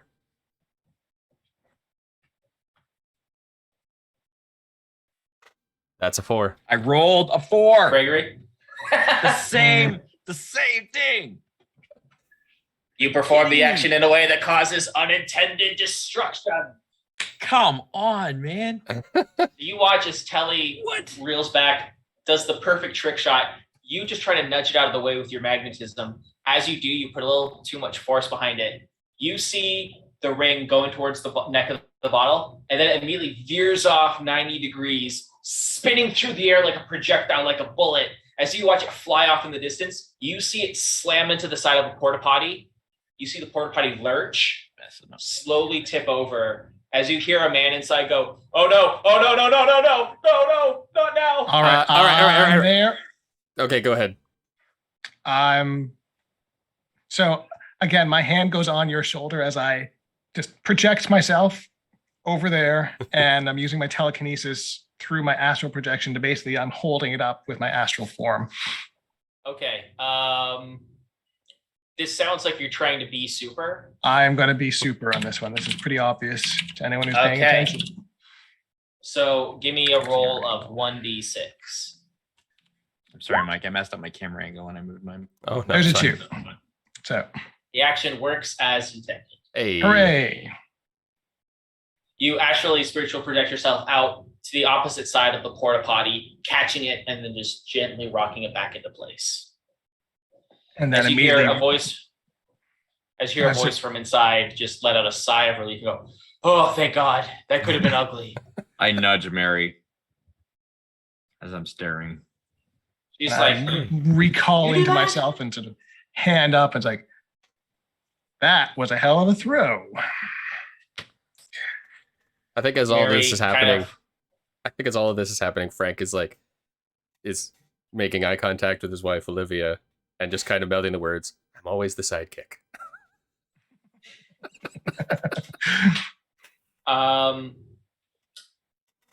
Olivia looks at Mary and goes, Olivia, why don't we take the kids over to the petting zoo for a bit? Boys, maybe you want to go get some snacks, some popcorn, something, kind of work out whatever's going on here. Yep. We Yeah, will get to the absolutely. bottom Hey. of these janky things. Games. Oh, these games they got Hey, Reese, Claire, criminal, they 1 got second. super villains are working this thing and they're all janked up and Reese and Claire go over. Yeah, what's up, Dad? Slap $50 into each of their hands. All right, now listen. Try not to spend it all. jeez. Take care of yourself. Spread it around a little bit. We're having fun today, right? We're having fun. Everyone's having fun. Yeah, we're Awesome. having fun. Dad's weekend. Great. Off you go. Yeah, Dad's weekend. As they go running off. I think Okay. at that point, You hear Reese and Claire starting a chant, just going, weekend, weekend, weekend, weekend. I think Frank, being a classic dad, is going to shout out to his wife, Olivia, these two are his. Assuming Robbie She's went like, with them I as well, right? know. Yeah. Oh yeah, that's right. I'm You're aware. already. That's yeah. Okay. Already All what? right. Yeah, okay. All right. You got your fanny pack, right? Yep. That's my man. Okay, we'll be right back. As the three of you are left to your own devices for a moment. Hey, Kelly. Yeah. Like cataract or something? Listen, I'm gonna level with you. You seem like a nice guy, and possibly one of the most exceptional strength game guys I've ever seen. Well, that was totally fluke there. Yeah, you might know me by my business name. I go by Jaunt. Jaunt. Yeah, I'm Jaunt. Yeah. Thought so. Well, I didn't think so until I saw the eye thing, and then putting two and two together with the whole astral projection, I figured, Yeah, no, I'm totally Jaunt, and those are my kids, and they don't know anything. I like to keep it that way. safer that way. I Yeah. only assume Frank. What about me? Oh, I'm assuming you oh. have. Well, I mean, let's be. I think we all know what's going on here. Look it. Let's. The two of you seem to have no problem just going around. Powers. Do you understand secret identity? Look. Oh, you're gonna give me a heart attack. Two of you stressing me out. Listen, man, I lost half my identity already. I'm Frank's good. trying to Just make my wanna- kid not think that I'm a complete loser. My voice like drops like an octave. I'm trying to make him think that his dad actually has some fun in him. Well, you I know, wasn't you see, like, expecting a real, super villains to be manning these places. What the heck is going on? well, all right. Who are you? He's Jaunt. Who are you? Did you see the comic that my kid got that he won from that? Yeah. Yeah, that's me. No.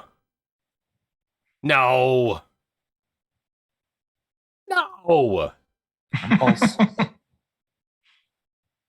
Wow. You know, I know that the costumes they make for us are like, meant to make us look real good, but dang, you don't look anything like Pulse. That's the idea. Smart. Well, And you go by Echo Fox. Oh, Yeah, Yeah. no, he works, east end of town, small banana stuff, but he's no. got the I've cover. actually seen some of your work, actually. Like my wife said, she actually does. It's a real job. She works damage control and claims for superhero incidents and stuff. So we have quite a list of empowered individuals, both on the good side and bad side of things. It's how I put two and two together and figured out that you were Jaunt. Yeah, how does that work? That's a little fishy to me.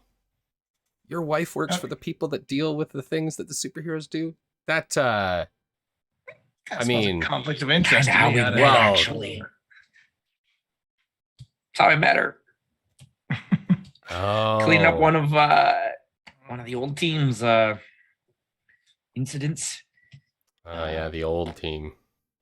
We kind of hit it off, and she actually figured out who I was after the fact. I kind of met up, in disguise or in not disguise, as Stuart, and she probably figured the two of you as well. She's a smart one. But seriously, what the heck is going on with these well, I don't know.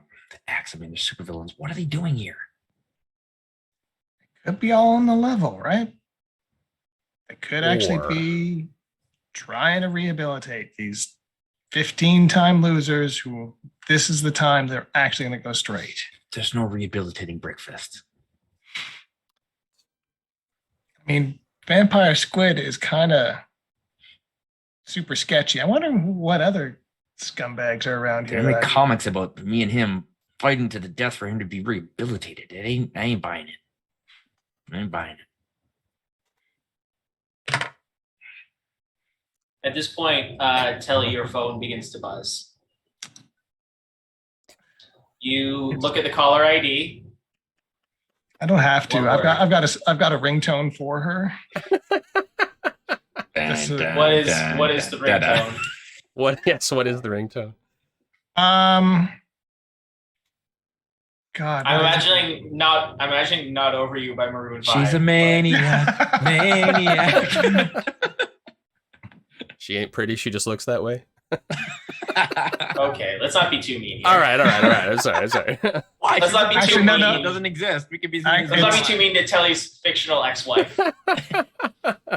It's going to be super ironic. It's Walking on Sunshine, Katrina and the Waves. Oh, nice. There we go. As you hear that, and like everyone else, everyone's sort of bopping around, like, "Oh man, classic tune!" And my face blanches, and you just the shoulders slump and everything. Like, yes, Vanessa. You hear Vanessa's voice. It's coming through a little bit tinny, a little bit echoey, which tells you that she's calling you using like her car's built-in like phone speaker, which tells you that she's currently on the road. You hear her let out sort of an exhausted sigh and be like, "Hey, I'm really sorry. I forgot to give Reese Benadryl this morning. I'm on my way now. Can you meet me in the parking lot?"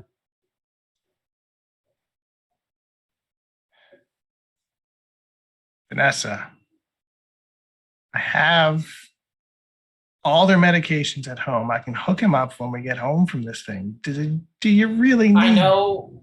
It would just give me some peace of mind. Okay, like I'll just drop it off. It'll be quick. I don't want to interrupt. I know this is Dad's weekend. It would just really give me some peace of mind. Can you meet me in the parking lot for like 2 minutes?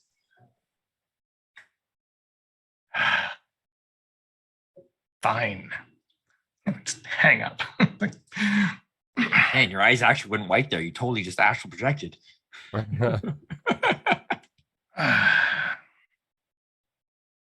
I need to go to the parking lot to pick up some over-the-counter drugs from my wife to give to my son when we get home, where I have more of the same over-the-counter drugs.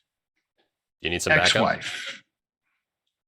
Sorry, what's that? Do you need some backup? Yes, if you could swing by the drink tent on our way there, that would be actually no on the way back. That would be smarter. I'm Yes, on it. let's go. Let's go. Because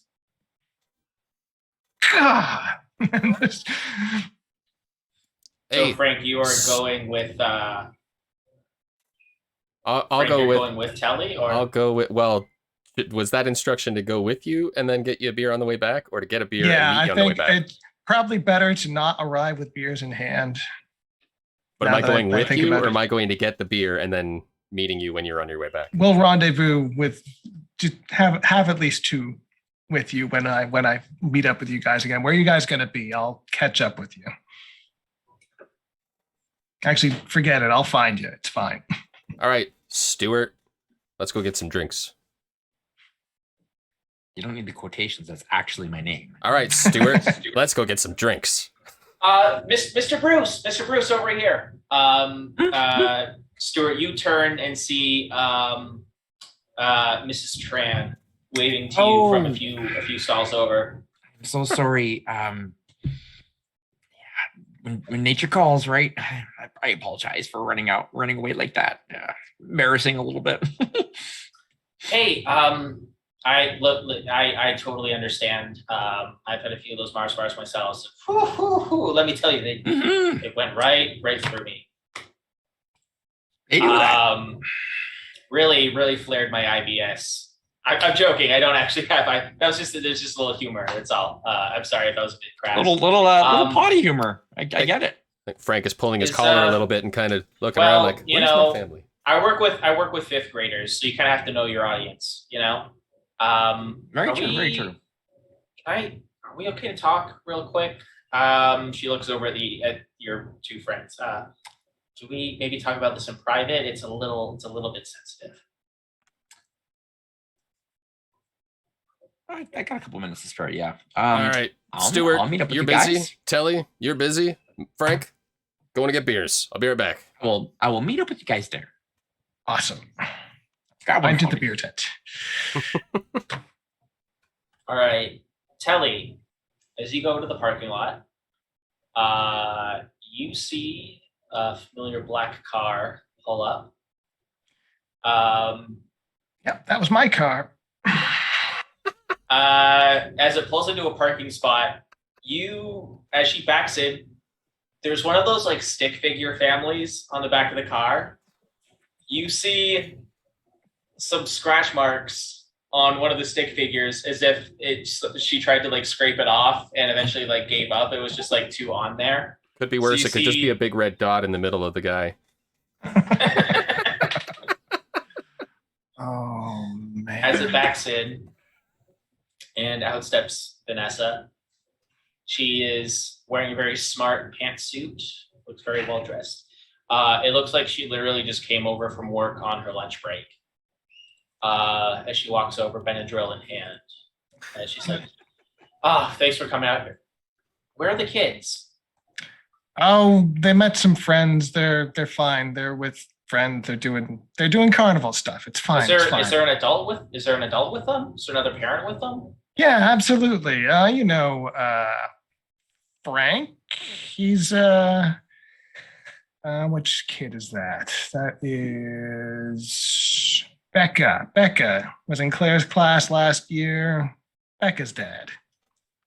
got it handled. Okay. I mean, as long as they're looked after. It's totally handled like this is handled. Thank you so much for these precious over-the-counter medications that couldn't possibly have gotten otherwise. Okay, I'm sensing a little bit of hostility here. You think? Look, Tell. I know that this whole co-parenting thing is not the easiest thing in the world, okay? And I realize that I've maybe been a little bit overbearing. I've been maybe checking in a little bit more than you think is necessary. But to be fair, in my defense, you don't exactly have the best track record with attentiveness. Am I wrong? Deep breath. She's so hit just at the core of everything that I am. And it's like, yes, Vanessa. You're right. You're right. You're right. Thank you for bringing the stuff. Sorry for the passive aggressiveness. Go back to work. Don't worry about Okay. it. I promise you, the kids are taken care of. Just Okay. go deal with your. I know that this feels very like me versus you right now, and I'm just trying to tell you that that's not the case, okay? Just because like we might not be married anymore, but we're still a team when it comes to raising these kids, okay? Yeah. And Yeah. I want you to be a part of Reese and Claire's life. I want you to be just as involved as you were before. But like this is an adjustment period, okay? And there's going to be some times where you're going to need to meet me in the middle, all right? Yeah, no, you're absolutely right. Meet in the middle. I can't say that I was always there for you when we were together, but trust me, I am always there for the kids. And that's I mean, you got to admit it's a little bit frustrating when, you know, your partner who you're talking to just astral projects, you know, mid conversation because he heard a cat stuck in a tree or something.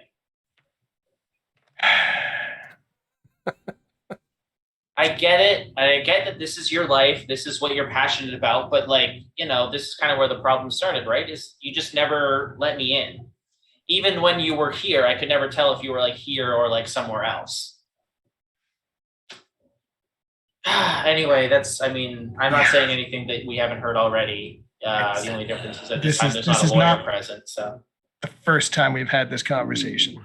This is absolutely true. Hey, listen, if it'll put your mind at ease, and I'll put a hand on her shoulder ever so briefly, and I'll zip through the carnival astrally, find the kids, make sure everything's copacetic with them. okay. Is this you being super then? Yes. She knows we're in the parking lot. I don't think it's going to be super revealing to super. So yes, I roll a 3. I'm able to astral project without incident. Go find the kids at the carnival. Yeah. You see your kids, Reese and Claire, with all the other kids at the petting zoo. There's like, you know, those coin operated machines that dispense like little pellets of food for the goats and whatnot. You see Reese and Claire. They have both swapped out their $50 bills for just rolls and rolls of quarters. Reese is carrying in a bundle under his arms as Claire has a bucket and she's just feeding quarter after quarter into the machine, filling up the bucket with goat feed. That is awesome. So I'm watching this and my hand is on Vanessa's shoulder and just going, yeah. No, they're totally fine. Everything's under control. That's good. I'm so glad. And I'm back in. Right as you rush back, you're interrupted with, you just hear a voice going, "Oh, hey, babe. What are you doing off work so early?"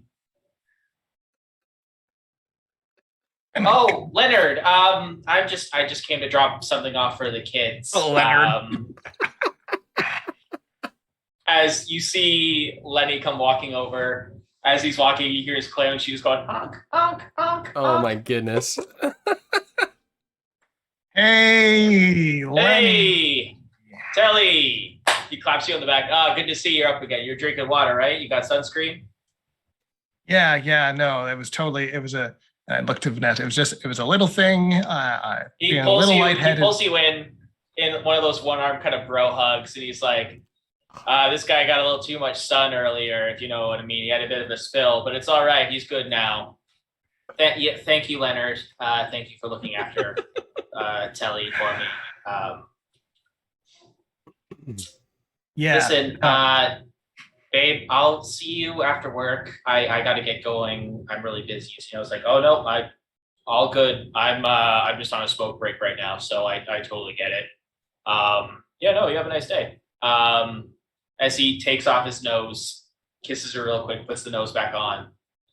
Yeah, you have a good one, babe. Take it easy. Telly, I'll call you after. As she Sure. gets into the car and drives away. You always do. Babe. Wow, she came all this way to drop off something for the kids. She is so thoughtful, don't you think? Yeah, she's always thinking of something. Sorry, I'm being rude. Do you smoke? No, it's terrible for you, and Yeah, really filthy bad habit. influence for Never- the kids. That's never start. Yeah, no, I would never do that in front of Reese and Claire, just so you know. Like, I just sneak one in the evening. I've been weaning myself off. sure. Before it was a pack a day. I'm really just trying to clean up my act. I'm really just trying to be better, not just for Vanessa, but for the kids as well. Because if I'm going to be in their life, I want to make sure that they've got a positive role model to look up to. You know what I'm saying? Honk, honk. Yeah, What a sleazeball. I totally know where you're coming from because they Oh, really do man. lack positive role models otherwise. I hate him so much. Oh man. Well, I mean, not you, obviously. I mean, you seem like a great guy. You seem amazing. But I just, You're a clown. it's just, he's telling Yeah. you he's in full clown makeup, smoking a cigarette as he's talking to you right now. Oh my goodness. Yeah. Well, Lenny, you and Vanessa, you make just a great. You're a super couple. That's what you guys are. That you're just so. That could be a little bit. Are you seeing anyone right now? Because I could set you up with my cousin. Actually, she is a mime. Christmas. Nice. So she's not much for conversation, but maybe you'll hit it up. I can give you her number if you want. That's Oh my God. super thoughtful of you. Here, why don't I don't have anything to write it down with.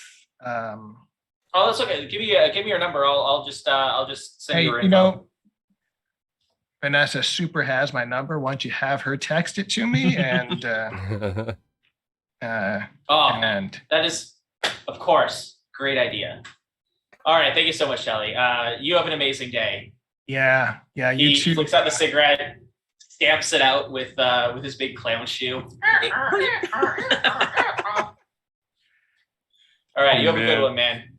All right, Lenny. You deserve to have a great day. You're a great guy. I can already tell. I think we're going to be good friends. We sure are. I can tell too. As he walks off, honk, honk, honk, honk. Yeah, I'm gonna take a slug of Benadryl on my way to the beer tent.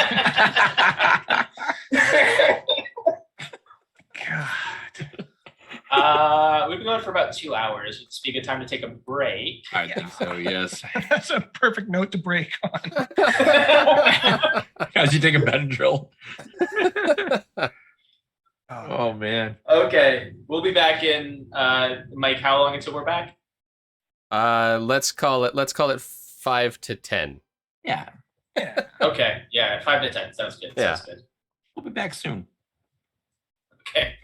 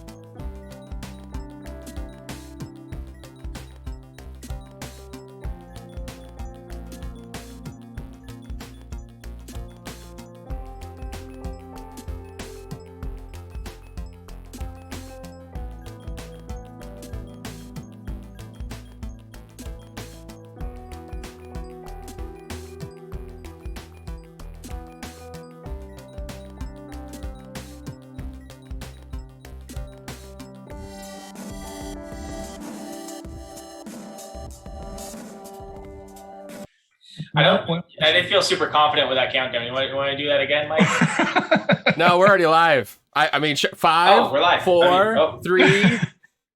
Wait, I went to 1 before. Oh, jeez. And we're back. This is why I play RPG games, because the characters that I play are smarter than me. Real quick, Escapism. Telly, as you're on your way back from the parking lot to the kids, you get a buzz on your phone as you receive a text message from Vanessa. It reads, "Hey, really sorry. Didn't mean for you to meet Lenny that way. Super awkward." And then just like a little emoji of like the face with the swirly eyes. I'll just text back, yeah, he was, and then send.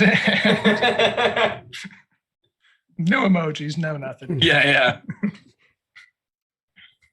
You see the little typing bubble come up as she replies, "I wasn't trying to keep them a secret. I was just looking for the right time to tell you. I hope there's no hard feelings." Whoop.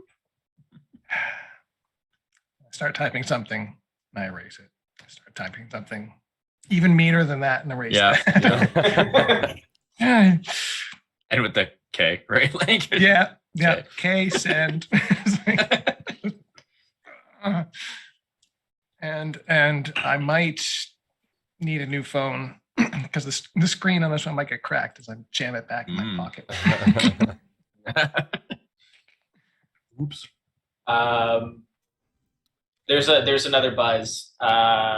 Do you even bother to check it, or? Oh, I know exactly what this is. It's his freaking cousin, the mime. Goddamn phone number. She somehow sends you a text that's just a blank, like the text bubble, but there's no actual text in it, so it's just blank.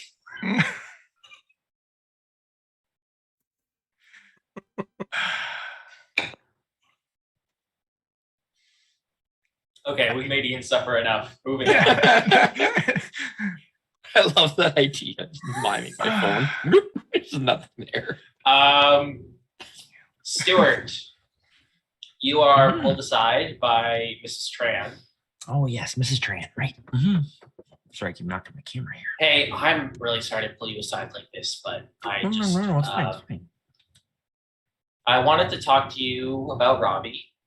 Okay. Let me just preface this by saying that Robbie is a very smart child. He's very talented. The problem I'm giving her is the look like, he's not doing super great in some of his classes. His marks have been pretty consistently dropping in math, geography, English. I'm just having a really hard time getting him motivated. I just think that if you were to, because he's got what it takes. He's a really smart kid. Like I said, like he could be the top of his class if he just applied himself. I just wanted to pick your brain. And the old applied himself. What exactly are you doing, or is the school facilitators doing to assist instead of just putting it all on him applying? Maybe there's just something else that you could be doing to engage him rather than assuming that his lack of attention is the issue.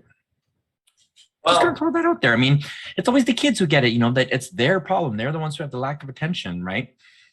Maybe there's nothing to grab their attention. First of all, that's totally fair. I totally see where you're coming from. I apologize. I was thinking, I wanted to pick your brain a little bit because I thought that maybe if we, cater to his strengths a little bit, then maybe that would get him a bit more like engaged with the course material. He's a really talented artist, actually. Here, she takes out a little sort of like paper notebook, and she's like, "So this is one of Robbie's like math notebooks. As you can see, he hasn't filled out a single answer to the question here, but look at the margins." You open it up and see that Robbie has doodled just like the margins are just completely filled with doodles of like superheroes and like robots, dinosaurs, like all this, like, and all of it looks really good. Like this is all like professional grade illustrations. He's like, so you see, the things that he does actually have an interest in, he's actually super talented at. Like this art is phenomenal. Like the use of shading, the foreshortening, it's all amazing. I just need to figure out how to get him as excited to do coursework as he is to, to do art. And like, I don't know if there's like a way we can blend the two, or. Don't you feel like the answer is possibly staring you right in the face? What if instead of the math questions, Johnny has 7 apples, and if you take away 3 apples, he's left with 4 apples? What about something like, if superhero A uses X amount of his powers after fighting supervillain B, how much time will it take for him to recharge? Throw some interest into the math. Math is everywhere. I'm a web designer. I use math all the time. Just change the questions up a little bit. Make the pages a little more interesting. Use something, put some anime on and throw some math into there. You know, these kids, they will do the work if they can actually. That's right. You know, anime is very mainstream right now. Yes. Anyway, I think you know what? I think you've got a solution there. I really got to go catch my friends. So let me just preface it, or let me end this by saying, please don't come to me with problems unless you have a solution. Thank you. And I walk away. Thank you for your input.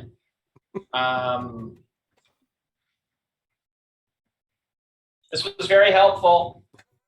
It's the real dad in me coming thankful. Out too. It's like nothing worse than the teachers are like, they've got the potential. Like, great. Then what are you doing? All right, real life aside. Yeah, I like to hightail it either for the reason that I'm about to snap. And like, I don't want to lose it on her and like let my powers show, because that steward part is about to just be like, nope. There's supervillains at my kid's carnival. In that case, let's sojourn over to Frank at the drink stand.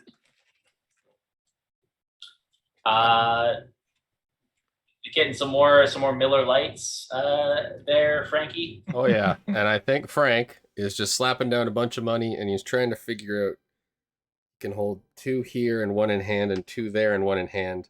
He's gonna grab 6 beers. You hear a gruff voice behind as you're grabbing the beer say, "You need some help with that, stranger." Frank will turn around. Who do I see? You turn around and see a tall, broad-shouldered man, in his middle years. You know, he looks like he was maybe like really fit at one point, and he's sort of like not let himself go, but he's like not as stringent with his exercise routine as he used to. So he's got like a little bit of a dad bod going on. He's got gray hair that's cut back in this like perfect buzz cut. And he's wearing like a camel print shirt, cargo shorts, and really thick cleated army boots. And as you turn around, he looks at you with a scarred face. He goes, "Oh, well, ain't you a sight for sore eyes?" Echo Fox, this is one of your former nemesis. This is Ruben Sadler, although you would come to know him by his villain name, Major Malfunction.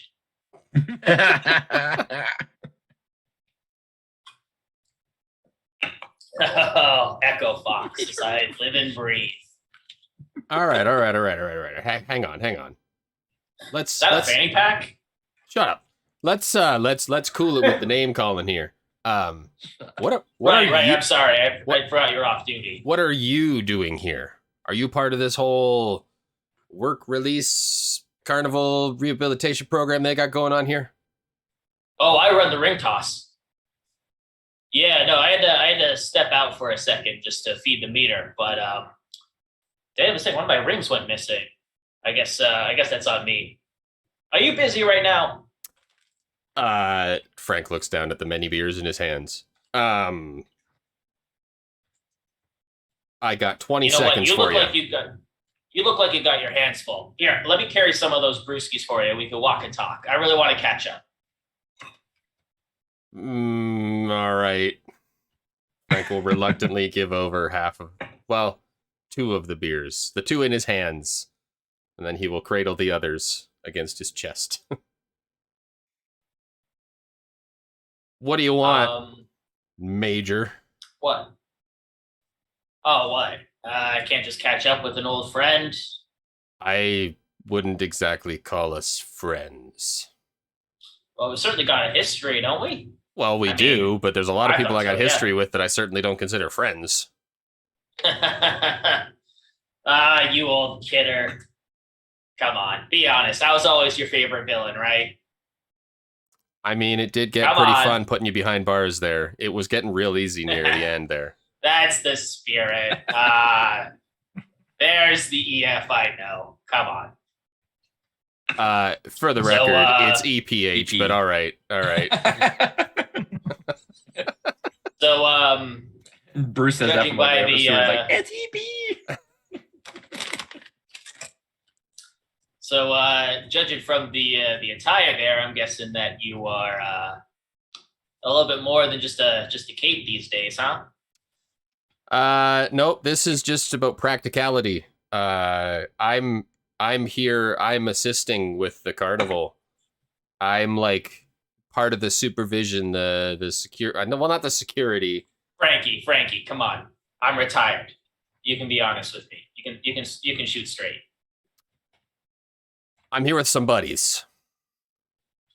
Uh-huh. Yep. That's Are why those, I have all these beers. I wouldn't be here with those- anybody else. Are those your buddies over there making that goat throw up from feeding it too much? As he points over to the petting zoo. You see Olivia down on one knee. She's got her hand on Becca's shoulder as Becca reaches out to pet one of the goats. She's a little bit nervous, but you see her stroking the side of the goat's neck, and for the first time since she came here, you see her smile. I always knew you'd be a family man, Frankie. You got a big heart. I'm a little bit jealous, and I'm not just saying that because I got my ticker replaced with a mini nuclear reactor. That doesn't seem safe. Well, I do a lot of things that aren't safe. Yeah, I'm familiar with your work. Look, what do you want? Like I said, I'm just here to catch up. My villainy days are behind me. Although, we really did make quite a pair back in the day, didn't we? I don't know that you would call what we did pairing. Come I on, fought you punched me, I punched you. Well, yeah, but normally when you're talking about pairs, you're on the same side. You and I were on the opposite sides. We had a dynamic. We were not a dynamic duo. You don't ever wish that we could go back to the glory days. Look, I mean, I could go back to kicking your butt any day I want. Don't threaten me with a good time, buddy. He slugs your arm. But no, seriously, no offense, lovely family and all, but I get the impression that you might be in a bit of a rut these days. I don't know what you're talking about. I mean, look at you. You're wearing a fanny pack for Pete's sake. I said this is practical. This has everything I might need for my kids. Right. The utility belt. Of course. Yeah. Listen, man. As my good friend once said, the years start coming and they don't stop coming. Now you can hide it up, you can doll it up all you want, but I know that somewhere deep down inside, you've got that same drive that I do, that hunger for the good old days, the glory days. That's what you want to hear. Back when Dylan say. things. I am fed by the rules and I hit the ground running.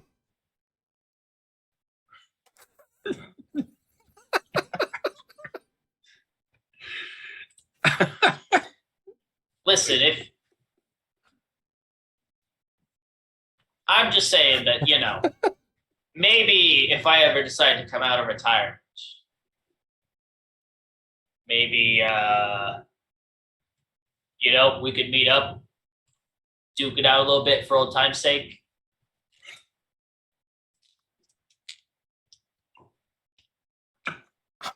Something to keep in mind. If you ever need a break from all of this, Sure. think it over. Thinking will happen, yes. At this point, Olivia comes over and she's like, Becca, why don't you tell Dad what happened? As Becca looks up at you beaming, she's like, I touched a goat. It smelled really bad. Wow. Goats are smelly sometimes. Yep. Smelled like a bag of wet socks. That's a very good way to describe a goat. Yes. Yes. Wet bag of socks. Yep. Well, why don't I just hand these off to you then? Ma'am, as you were. You folks have a nice day. As Major Malfunction walks away, Olivia looks at you and goes, Sure. Who's that? That old friend of yours, Frank? Or Yeah. Old friend is probably the easiest way to describe it in the moment.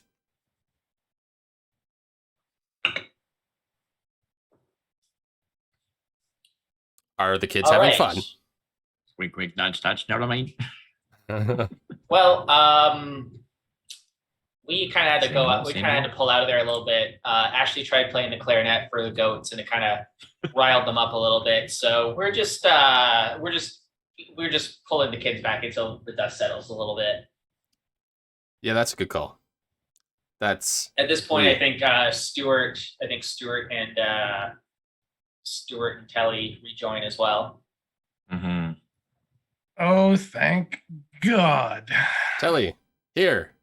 Frank will hand him 2 beers. You are my personal savior. Don't let anyone tell you otherwise. And Claire comes bounding over. Dad, I made a goat throw up. It was that's awesome. my girl. That's fantastic. Hey, tell your brother Mom sent his medicine over. You should come get some sometime. If I leave him any. Wash another Benadryl down with some beer. Oh, man. Hey. Oof. Hey, Stuart, Yeah. have a beer. Oh, I don't drink. Thank you. I appreciate the thought, though. Yeah, all right. I think Frank will hand off This one to Mary comes Olivia. back and- Okay, so what should we do next, everybody? And then you see Robbie and Ashley jumping up and down and going, bumper cars, bumper cars. Yeah, that sounds pretty fun. Why don't we give that a shot? Sure. Keeping everything else malfunctioning, I can't see anything going wrong with electrical cars on a grid of. Mary kind of meets your gaze and goes, you know what? That's a good call. Maybe you boys want to go test drive the bumper cars first, just make sure everything's on the level. So you Sure. kind of a knowing look. We'll meet you over there. Hey, Telly. Hmm. How about I go find a certain red-nosed individual and stick him in one of the cars and we all just pound on him for a couple minutes? That's a good one. Oh, God. Don't threaten me with a good time. That's how him. I'll go. You guys can follow if you want. I'll go make sure that the safety protocols are in place for these sort of things. Can't be too careful these days. Well, they're definitely not going to allow these on the cars, so I'm pounding back the beers. I mean, Frank's got 3 in arm right now, so I guess Frank is also having a good time. Okay, so are all three of you going for the bumper cars, or Yeah. We're just putting those beers to rest first, and then we'll head to bumper cars. See okay? what villain we find. You go and find that the bumper car station is run by another familiar villain known as the Iguana. Oh boy. True to life, he has very scaly skin and a long tail. All right, folks, line up, line up. All right, so here's the rules for bumper cars. Every hit you get against another car is a point. Whoever has the most points at the end of 2 minutes wins a prize. I'm gonna put a hand on just some part of the apparatus and try to get a feel for the current and see how well this thing is actually wired, and hope that like Okay. what kind of power we got going through. Is it safe levels? Is it you know what I mean?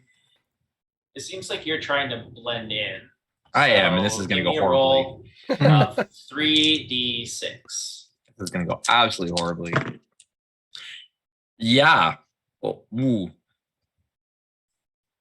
Lay it on me. That's a 13. Okay, so Supercharged. the action Yep. is supercharged. Mm-hmm. So that means that we got 2 super glitches. Oh, I knew this was coming.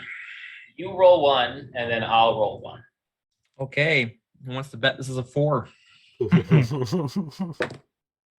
Oh, even better. It's a 6. All right, let's Ooh. see what I rolled.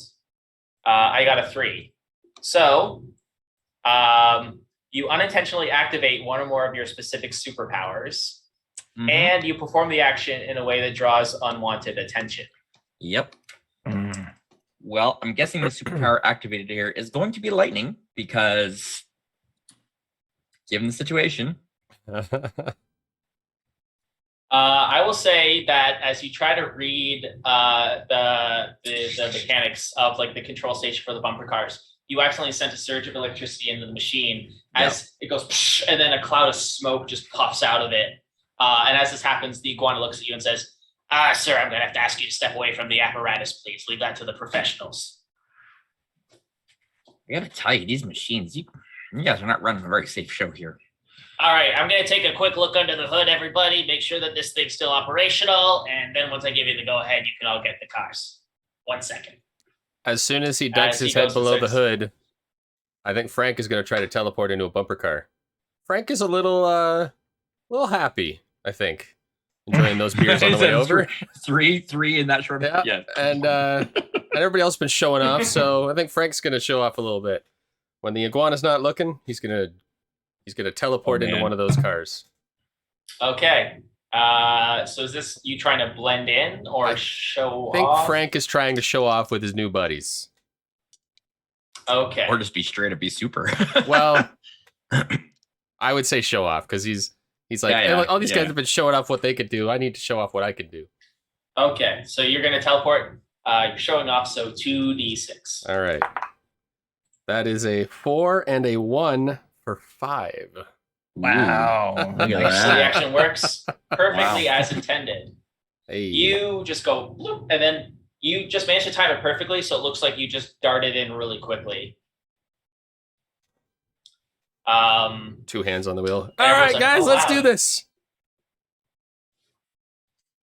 Olivia, you hear Olivia call like, "Hey, don't have too much fun there, Frank." And you see her. You look over, and she's like, Hey, sweetie. "Ixnay These on two the guys are hour's with me." pay." The iguana's got his head like underneath the thing right now. Is that what you're saying? Yeah, he's like shoulders deep into like looking through the wires of the machine, trying to figure out what the damage was. He is totally distracted at the moment. I am so tempted to like close the thing on him with like magnetism, just be like We're committing super villain murder. murder him, just knock him out. Oh, I see. Okay,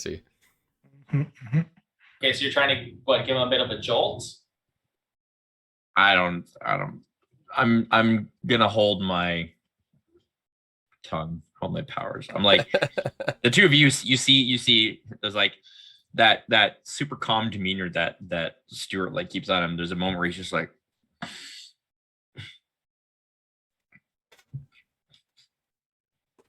Hey, Stuart, you should let go a little and join me in here. I'm not sure I trust the wiring. I'm sure we'll be fine. I will get in one of the bumper cars. As you do, you hear honk, honk, honk. As you turn and look, you already know, don't you? Okay. Knowing what this is doing to my new friend, I'm going to use my super speed to trip. No. To pants the clown. I'm gonna pants him. Okay, so you're using super speed. Heck yes. You're trying to be subtle about this, right? You're trying to blend in. I'm gonna say probably not. Probably I'm showing off for Telly. Okay. At this 2d6. point, I'm showing him that like I got your back, buddy, and I gotta give him a wink and then just Okay. 2d6. All right, here we go. Oh, thank you. That's snake eyes. That is a snake eyes. Hey. That is 2. Okay, That that's is 2. So that means it 2. works as intended. You rush over, you just like speed by and literally just like unclip the buttons on his suspenders as you run past to make it look like they fell off on their own. His lime green dungarees fall down, and you see that he is entirely in character. As you see that underneath the dungarees, he is wearing white boxers with heart patterns. Yep. Oh, good. Yep. Uh-huh. And I'm As right you back see- where I'm right back where I started. I'm just like, He Oh. pulls up and goes, whoa, sorry, folks, bit of a wardrobe malfunction here. Let me just saunter over chill, into the kids, porta kids, potty to get kids, that turn figured away. out. that's very inappropriate for a clown. You see the kids are pointing and laughing, but Good the grief. fact that he is a clown means that this isn't quite as emotionally devastating as anyone who wasn't dressed in clown makeup might feel. Hey, clown. Come get into a bumper car with us. Let's play As bumper he does cars. up sure, that sounds like fun. Let's go. He goes and just bounds into one. Somehow I give Kelly he another honks the wink horn, wink. and he honks the horn. It's a perfect like La Cucaracha, like.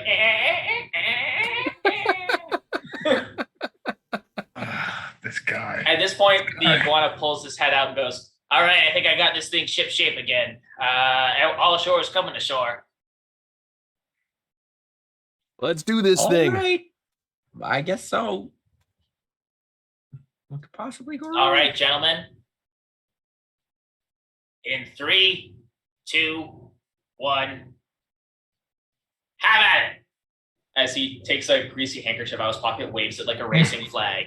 The game is afoot. There's just the 4 of you in here, so you 3 plus Leonard. I would say roll for initiative, but that's not that. This is that kind of game. So what will you do? I am Who wants first blood? definitely going to use telekinesis and just reef on Lenny's steering wheel to put him into a corner. I'm going to join in on that and send an electrical surge directly to his car to make it go haywire, to go nuts, like he has no control. So the steering wheel's going and the horn will just start going off like nonstop. So both of these are you guys trying to make it look like an accident, right? Or a malfunction? Yeah. Okay. So I'm going to need you to both roll 3d6 to blend it. That's a 12. Supercharged. We'll resolve this first and then move on to Craig's roll. All right. So roll 1d6 and I'll roll 1d6. Yep. Oh. It's gonna be good. 6 and 5. So 5 I and gotta- 6. I got a 5. I perform the action in a way that inconveniences others. And I rolled a Point. 6, which means you unintentionally activate one or more of your specific superpowers. Oh, Do shit. you have an idea for this, Ian, or should I assist? No, We're gonna I think kill what's going to Lenny. happen is my unused power is going to fire off. Oh, Here? Okay. We're basically going to transpose. I'm going to teleport into his car, into his lap. That does inconvenience satisfy both others of as them. well. Yes, that satisfies both of them. I teleport into his car. Oh boy. You go, whoa, as he's like swerving out of the way. He's like, hey, Telly, what the hell? How did you do that? That's quite Now the hit. let's resolve Stuart's roll next. Yeah, so I got 13.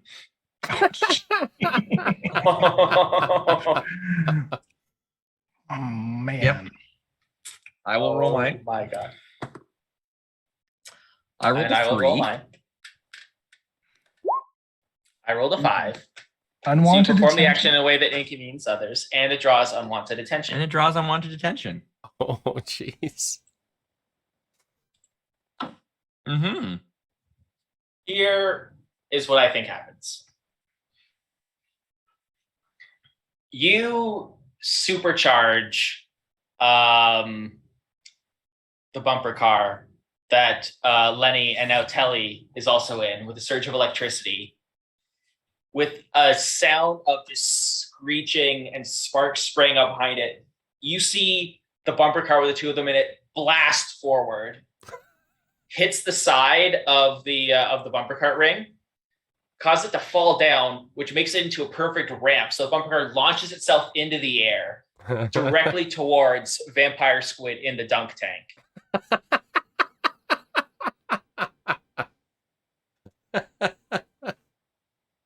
Gonna have to fix this. As Vampire Squid just sees the shadow looming, as he's like, uh-oh, cannonball! As he jumps into the air, transforms mid-air into a squid with bat wings sticking out of the sides, and flutters away as you both go careening towards this glass tank full of water. As the car's going up, I'm gonna like look at Frank and be like, Ah, yeah, all right. Frank is going to attempt to teleport to rescue Telly from the bumper car. Teleport in, teleport back.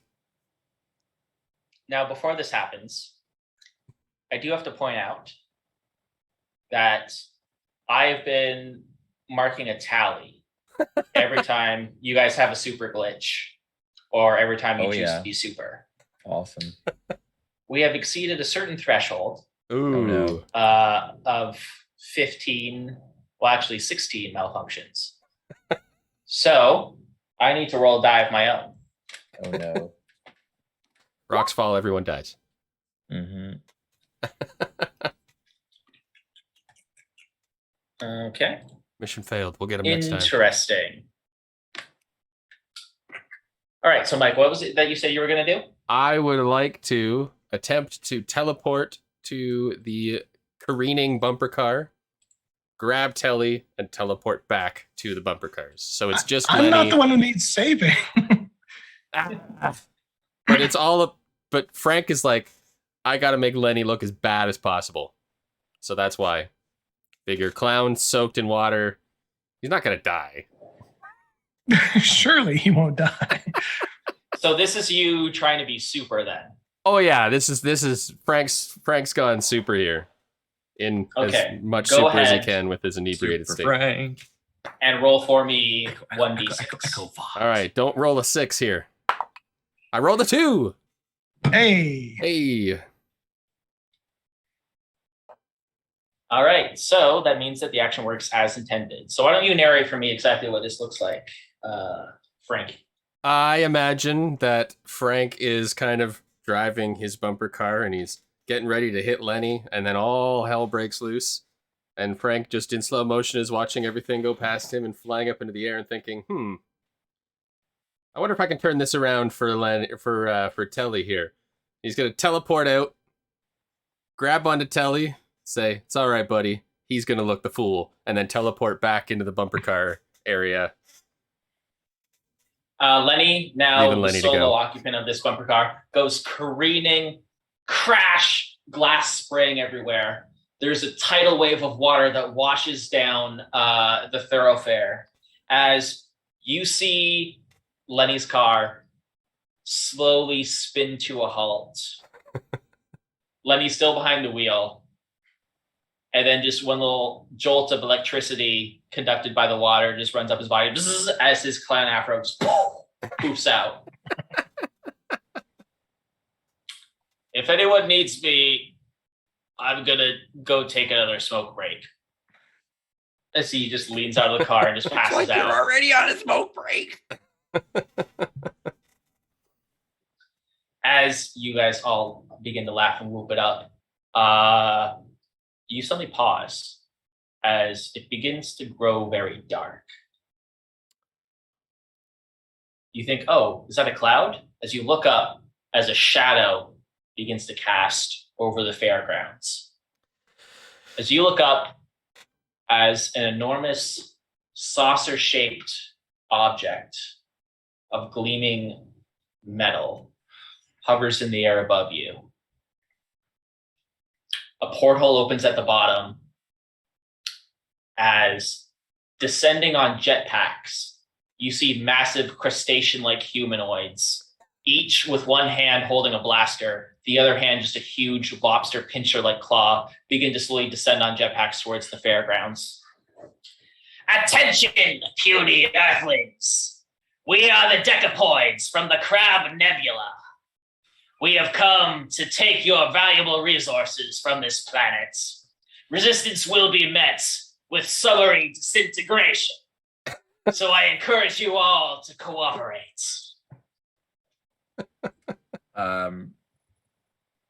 Well, I'm gonna Uh, super speed to the van to get my super suit, which is definitely packed in there, Okay. and appear like standing on a roof of one of the things or something. Just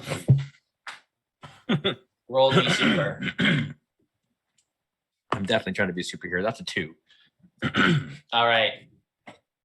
Why don't you tell us what Pulse's costume looks like? Pulse's costume is looks, it's kind of like a dark blue, and it's just got like the finest little hints of like electricity that like when he moves in certain directions, you can see like it almost makes it look like it actually is like glitching, like there's like electricity, but it's all just in the fabric. It's like a holographic Pokemon card. Yeah. And super bright yellow boots.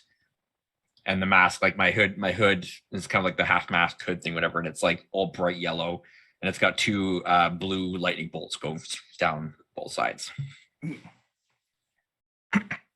And I'm much more like muscular looking than Stuart. See, those suits do make us look more strong. I don't really get to do the suit thing much, so let's see what. Here's what I'm going to do. I'm going to astral project, find the kids, and make sure that they are going to shelter first. Okay. Roll to be super.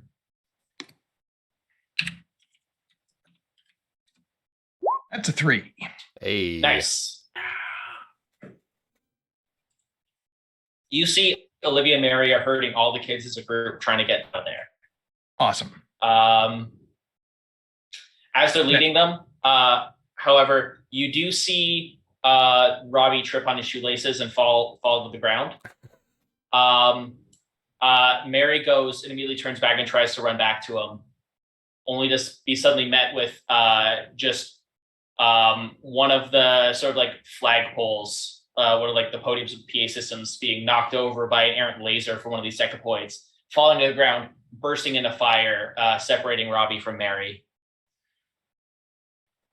All right. Telekinesis. I will lift Robbie past the hazard and reunite him with Mary. So much more Okay, efficient than that's- trying to, let's move the bacon thing. No, I'm just gonna That's gonna be another B super roll then. Right, way like- easier to lift the kid than lift the girder. So there's a 4. That's a success. So yes, I basically just scoop him up and plant him with Mary. I wish I had a way to communicate, but I don't. I can sort of I figured my astral projection, if you catch me in just the right light, you can see there's someone there, but it's really more just a Ghost. A ghost, yes. Once those two, Mary, I think, knowing her way around superheroes, she understands immediately, grabs Robbie, nods approvingly. As she goes and turns to walk away, you see that her path is immediately cut off by one of these just 7-foot tall crab monsters as he descends on the jetpack. And as he points the blaster, he's suddenly distracted as a metal ring flies through the air and hits the crab creature right in the side of his head. They are reformed supervillains. that's fantastic. You look over, Jaunt, and you see Mrs. Tran, armful of metal rings, hurling them at the crab monster. That is my student! We are on school grounds, which means he is my responsibility! As this crab monster is being pelted with metal rings, he immediately turns and focuses his attention on Mrs. Tran as well. Oh, right. Mrs. Tran. I take back what I said, maybe. Time You to see this, Pulse, you see this happen as well. Okay. I'm gonna I uncork see one- I see the whole thing or just her chucking the rings. You see her defending your wife and son Okay. from this monster by providing a distraction.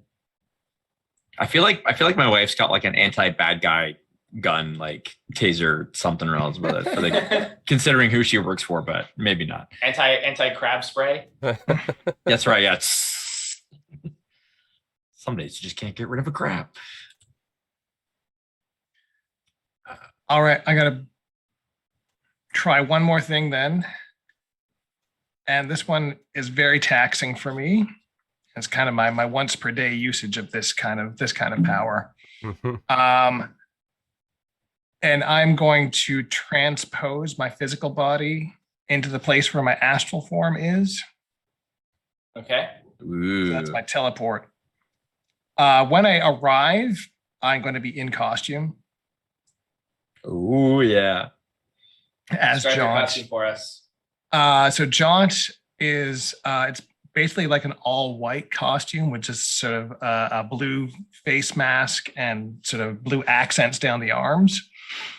And I sort of appear in a sort of a superheroic pose and just point at the crab guy and just sort of try and flick him off into the sunset with more telekinesis. Okay. Roll to be Do you do the bad dubbing too? Oh, yeah. Get away from my friend. That was a Hey. close one. It's a 5. All right. The action works as intended. You extend out your finger and just do a little ding as this decapod just goes soaring backwards with a yell of anger and frustration. He goes soaring off onto the horizon, vanishing from sight. As this happens, you see Mrs. Tran run over to the high striker, grab the mallet in both hands, run over to you, Jonathan, be like, "Come with me. We have to protect the children." As she goes running off, mallet in hand, to attack these crabs. Now is she like lifting this thing with like strength that kind of defies her? She's lifting it with what appears to be a considerable amount of effort. Okay. Like it She looks is- like she's going off just pure adrenaline right now. Okay. So not So a she is just superhero. 5 just foot nothing badass. little Korean lady. Gotcha. Okay, I'm Yeah. going to follow her. That's her super Um, strength. as this is happening, Frank, Yeah. you see all this chaos unfolding around you. The decapoids opening fire with their blasters on the fairgrounds as people run for cover, run for shelter. You see 3 of them all land around you, just forming like a triangular position, trying to cut off your exits. What do you do?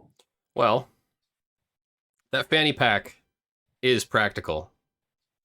When the chaos ensues, he's going to unzip the fanny pack. And in doing so, he's using his echolocation to try to locate where his family's at. So that's step 1. So he unzips the fanny to find his family.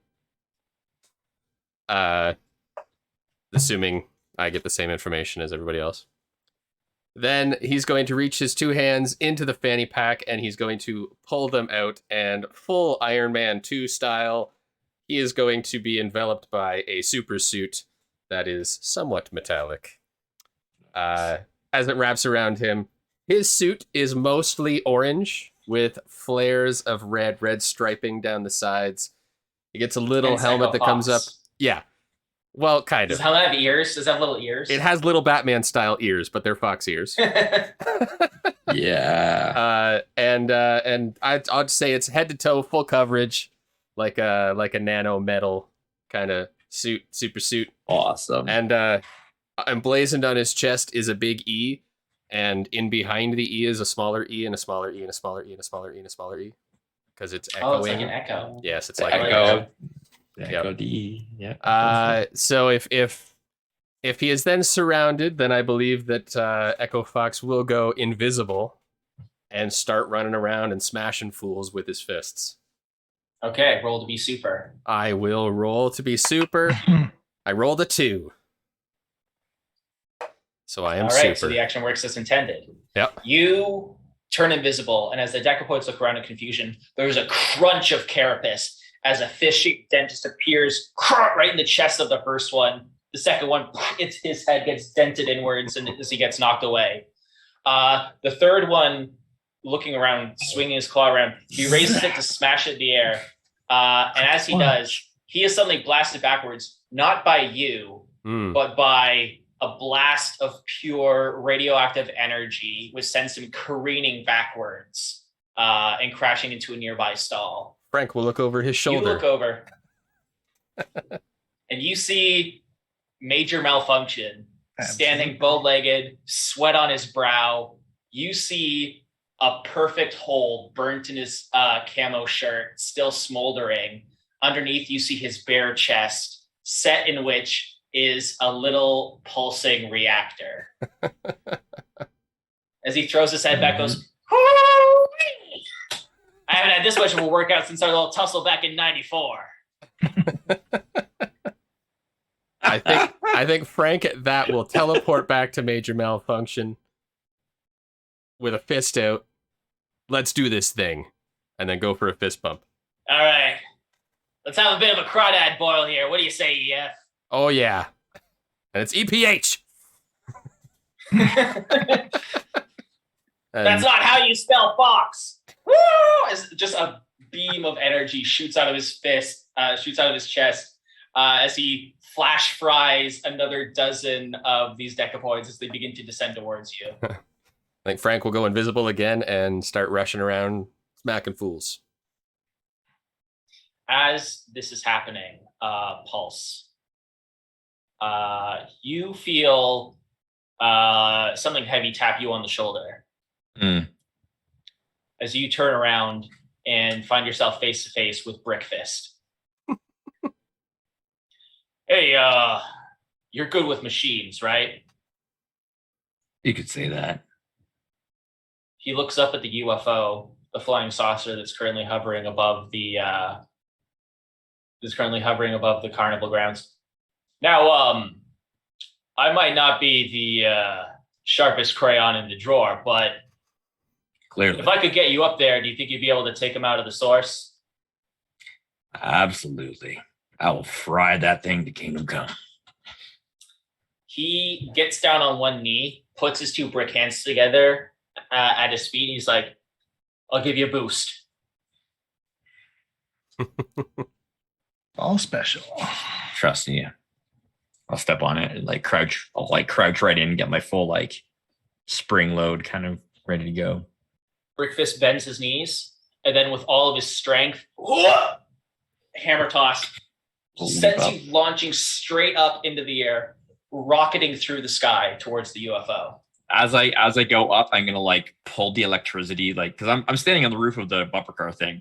I'm just gonna be like basically suck in all the electricity like from this thing, and just like try to supercharge myself as I go up. Okay, roll to be super. That's a 2. Nice. Works as intended. Why don't you tell me how you want to do this? You just see like arcs of lightning kind of like going up, meeting me, and like so the suit starts to like glow as I get kind of supercharged. And as I get closer to the ship, I'm gonna turn on my magnetism to pull me. The rest of it, like pull myself towards it. And then so Pulse's whole thing, his name is Pulse because using that the metal and the electricity together, he basically just creates like a magnetic pulse wave that can just like obliterate things. So he's just going to go up there and he's just going to get into the middle of it and basically just like almost like an atom bomb, just be like just like start pulsing with energy and just kind of go, yeah, basically just go and let it out. And as this massive explosion rocks the flying saucer, you all look around and watch as the decapoids that are attacking. As soon as the flying saucer begins to dip out of the sky and begin drifting towards the ground, you see all of the decapoids, their beady little crustacean eyes roll back in their heads as they begin to drop out of the sky, their jetpacks suddenly ceasing to function. As with a series of crashes, they just appear to plummet to the ground, completely lifeless and motionless. Hive mind.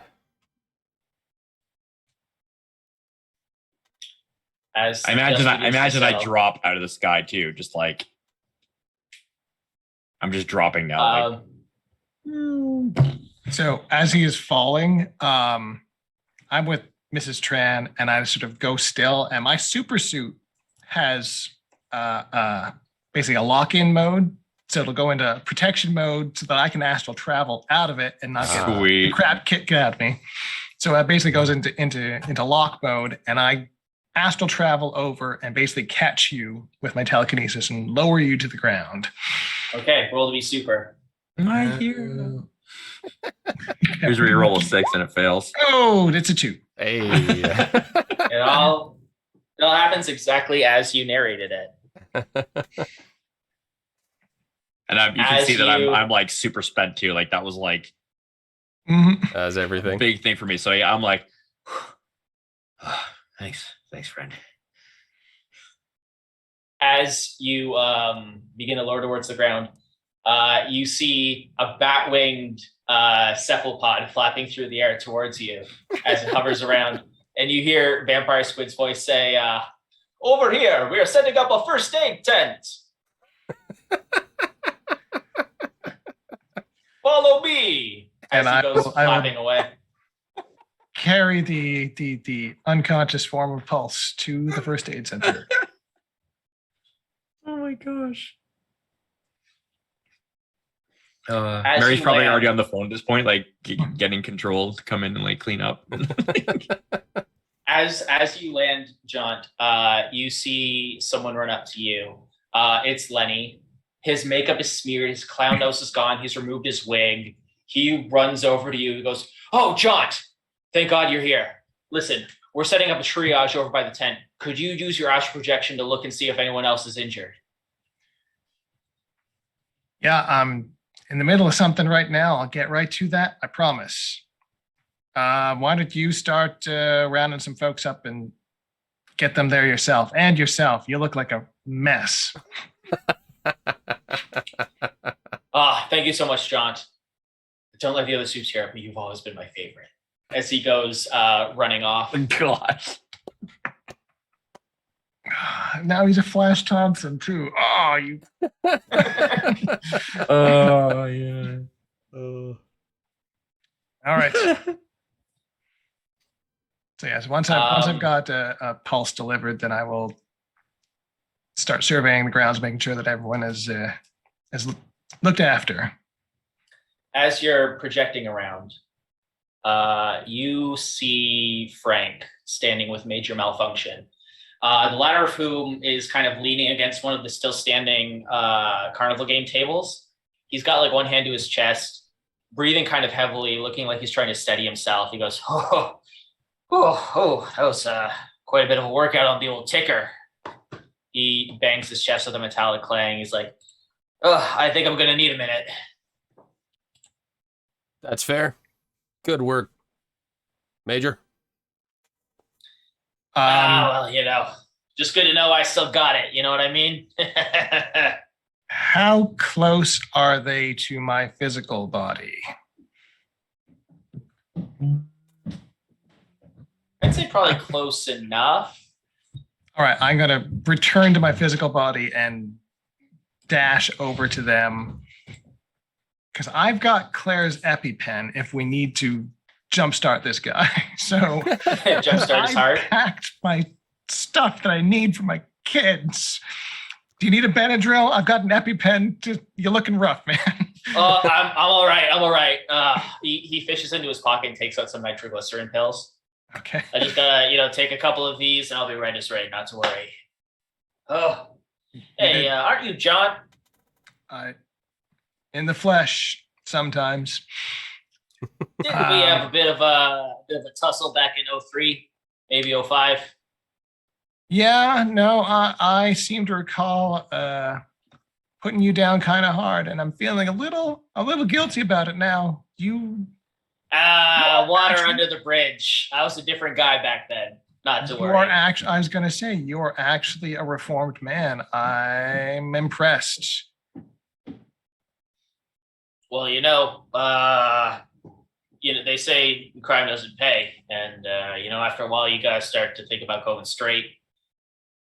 Unfortunately, once you've worn the cape one too many times, once people get used to seeing your face, not really a whole lot of job prospects, even if you are reformed. So jobs like these are all we can really find. Well, Listen. We happen to have an in with the folks that do all the super destruction cleanup. Maybe we put in a good word for you. No fooling. No fooling. You'd really do that for me? You know what? You potentially saved our family's lives, so I'll give you a try. You're good people, yeah. Sorry, EPH. That's right. You just call me F for short. That's good too.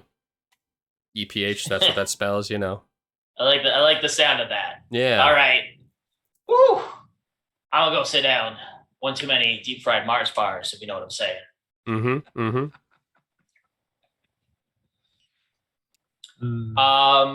Back at the triage tent, Pulse. Mhm. I assume that you would be going back to check up on your family. Once I regain my strength, yeah, it usually takes me a few minutes to recharge myself, as it were. But back on my As you feet, enter the triage tent, you see Mary, a little frazzled, but no worse for wear. She's on her phone. She's currently calling the firm. Yeah. And she's being like, yeah, no, I'm going to need you to get like at least 6 investigators in here. We're looking at least 6 figures, probably more. It's really a dog's breakfast here. As that's happening, you see sitting on a hastily set up folding table, you see Robbie still clutching his comic book. It's a little singed at the edges, unfortunately, but still mostly intact. He's got what looks like not too bad, but like a bit of a scrape on his knee. As you look over and see that kneeling in front of him, applying a bandage to his knee, along with some disinfectant, you see Mrs. Tran. Her hair is completely messed up. Her outfit is marred with blood and dirt, and strangely, what appears to be some sort of dark colored oil. And she's like kind of leaning on the high striker mallet for support as she kind of goes down on one knee. And she's like, okay, I put a little bit of polysporin on, so this is going to sting a little bit. Are you ready? He's like, I'm okay. I can take it. And she sticks it on. You see him go like, yeah, no, it's okay. It's okay. That's just to make sure it doesn't get infected. At this point, Mrs. Train stands up and looks and sees you. Are you still in costume at this point? Oh yeah. I'm still in costume. I just gotta stand. I just give her a not like a hey, like I know you, but more of like a well done, citizen. You showed some real courage out there. Mrs. Tran pats Robbie on the shoulder and goes, okay, you go back to your mom for now, okay? Robbie nods, heads back. Mrs. Tran walks up to you and says, thank you for everything you've done today. That was looking pretty scary back there. I was about to say thank you. I saw you out there. It takes a lot more courage to fight without powers than it does to fight with them. Well, you know, Good job. she looks at the mallet. I mean, I know that we have superheroes to, you know, handle this sort of thing, but you never know when they're going to show up, right? Someone once told me not to come to them with a problem unless you have a solution. So she hefts the mallet. This seemed like, in the moment, as good a solution as any. I just kind of smile, like little smirk. I'm like, that sounds like pretty good advice. All right, well, I'm going to go back to looking after these kids. Make sure you take care of again for yourself too. everything. You look a little bit beat up there. Don't. This is fine. Even heroes need help. If I can survive teachers college, I can survive anything. Fair enough. As she sets, still kind of using the mallet as kind of a crutch, she moves over and it's like, okay, anyone else have any scrapes? Raise your hand. One at a time. Okay. I've got enough polysporin for everybody. I'm gonna go over and kneel. Like I'm gonna go over to Robbie as Pulse, and I'm gonna kneel like down beside him and look at his. I'm like, never too quite get that costume right. He just looks at you wide-eyed. He's like, Mr. Pulse, can you sign this? Can you sign my book? Absolutely. I wish I could fix I know that it's up got- for you a little bit, but Well, I mean, now it's got actual authentic battle damage. I mean, this might be a collector's item someday. Oh my gosh, while you're here, can you sign my sketchbook too? I drew a picture of you. I want to show you. Just one sec. He goes, looking around. Mom, where's my backpack? I will waste my super speed. Just be like, As all of this is happening,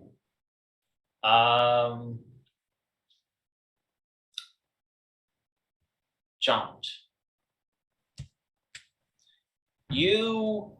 as you continue to scan looking for survivors, you see Vampire Squid, now back in his human form. He is by one of the fallen decapoids. You see him kind of on one knee. It's kind of hard to tell because you're flying above, but it looks like he's searching the decapoid for something, or just like looking over the fallen decapoid to investigate it. I'll circle in a little closer and see what's going on. Johns, I think you might want to see this. All right. These crab aliens, they're not aliens at all. Look, he raps on it twice with his fist on the carapace, and you hear a very metallic clang, clang. This isn't an alien at all. It's some sort of machine.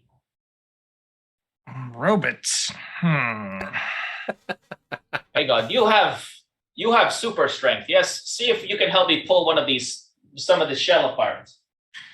All right. And I'm terribly sorry. I'm receiving a phone call. I have to take this real quick. I'm sorry. oh, real life superhero stuff. real life superhero stuff. Yes. Yes, we shouldn't reveal that Jack's superhero name. He's getting a call on the And his flashing red phone. The superhero phone. Yeah, the Jack phone. The superhero Jack phone. So. If you see somebody come back on his webcam wearing a super suit, it's not Jack. It's not Jack. Not Jack. No, it's No. just coincidentally somebody who appeared at his residence.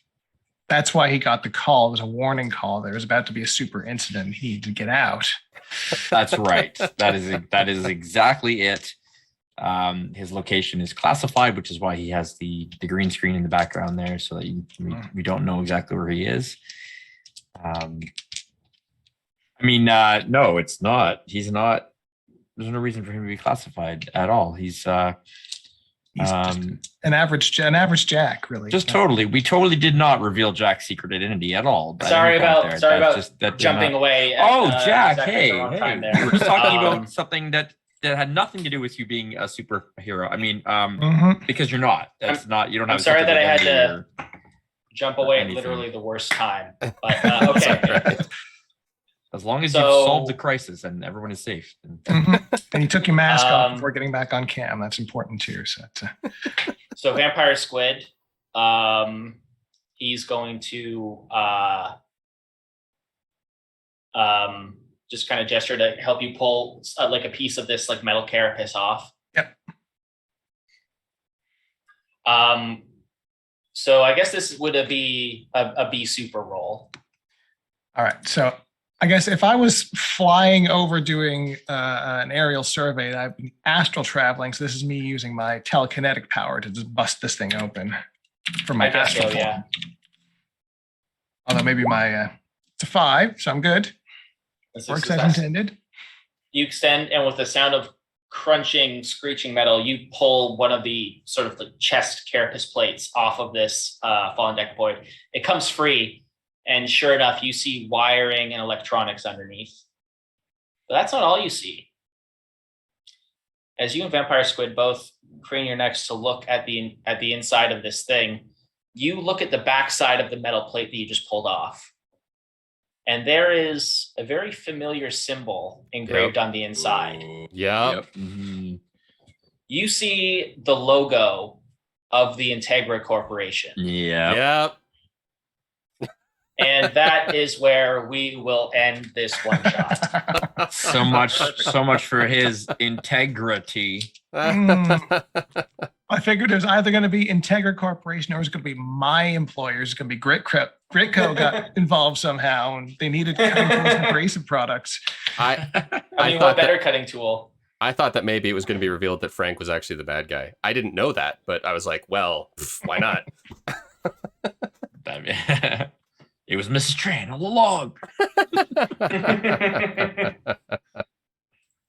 Oh man, that's a fun game. Fun, man. That was a lot of fun. And you know what? Put this on hold because like if we have to do a one shot again, we can definitely jump in on this and like pick up. Oh yeah. Yeah, this was I had a lot of fun hosting it. I hope that you all had a lot of fun playing it. It is to be continued next time on SuperNormal. So that will was Robbie SuperNormal. Find out the identity of his superhero father? I may not have run it perfectly to code, but for those that are interested, once again, this has been SuperNormal, a pay what you want RPG by Ursi Dice. You can go find it on their website, or if you just search SuperNormal RPG into a search engine, it's usually the first result. One word, yeah. SuperNormal. SuperNormal. Yep, SuperNormal, all one word. And if you enjoyed what you see, I would strongly recommend that you check it out and give it a look. Jack, you did awesome, man. That was a lot of fun. Yes, Yeah. That was. Oh yeah, this was a blast. Yeah, totally a blast. So, yeah, I hope everybody else enjoyed watching us pretend to be normal. Also super. Well, Pretend to be dads. Again, Ian and I brought the super, and then you two brought the normal. That's true. Yep, just normal old Stuart, just old web designer here, guy. Yeah. All right. Fine, guys. Everybody have a good night. Yep. And we'll see you all in 2 weeks. 2 Is that what we weeks. decided? 2 weeks. 2 weeks. 2 We'll see you all in weeks. 2 weeks. For CFOs. Until then, have some fun. Be kind to each other. Be super. Be super. Always tip at least 18 to 20%. And a little carbonation, and we'll catch you next time. Peace out, guys. Thanks for joining us. Bye.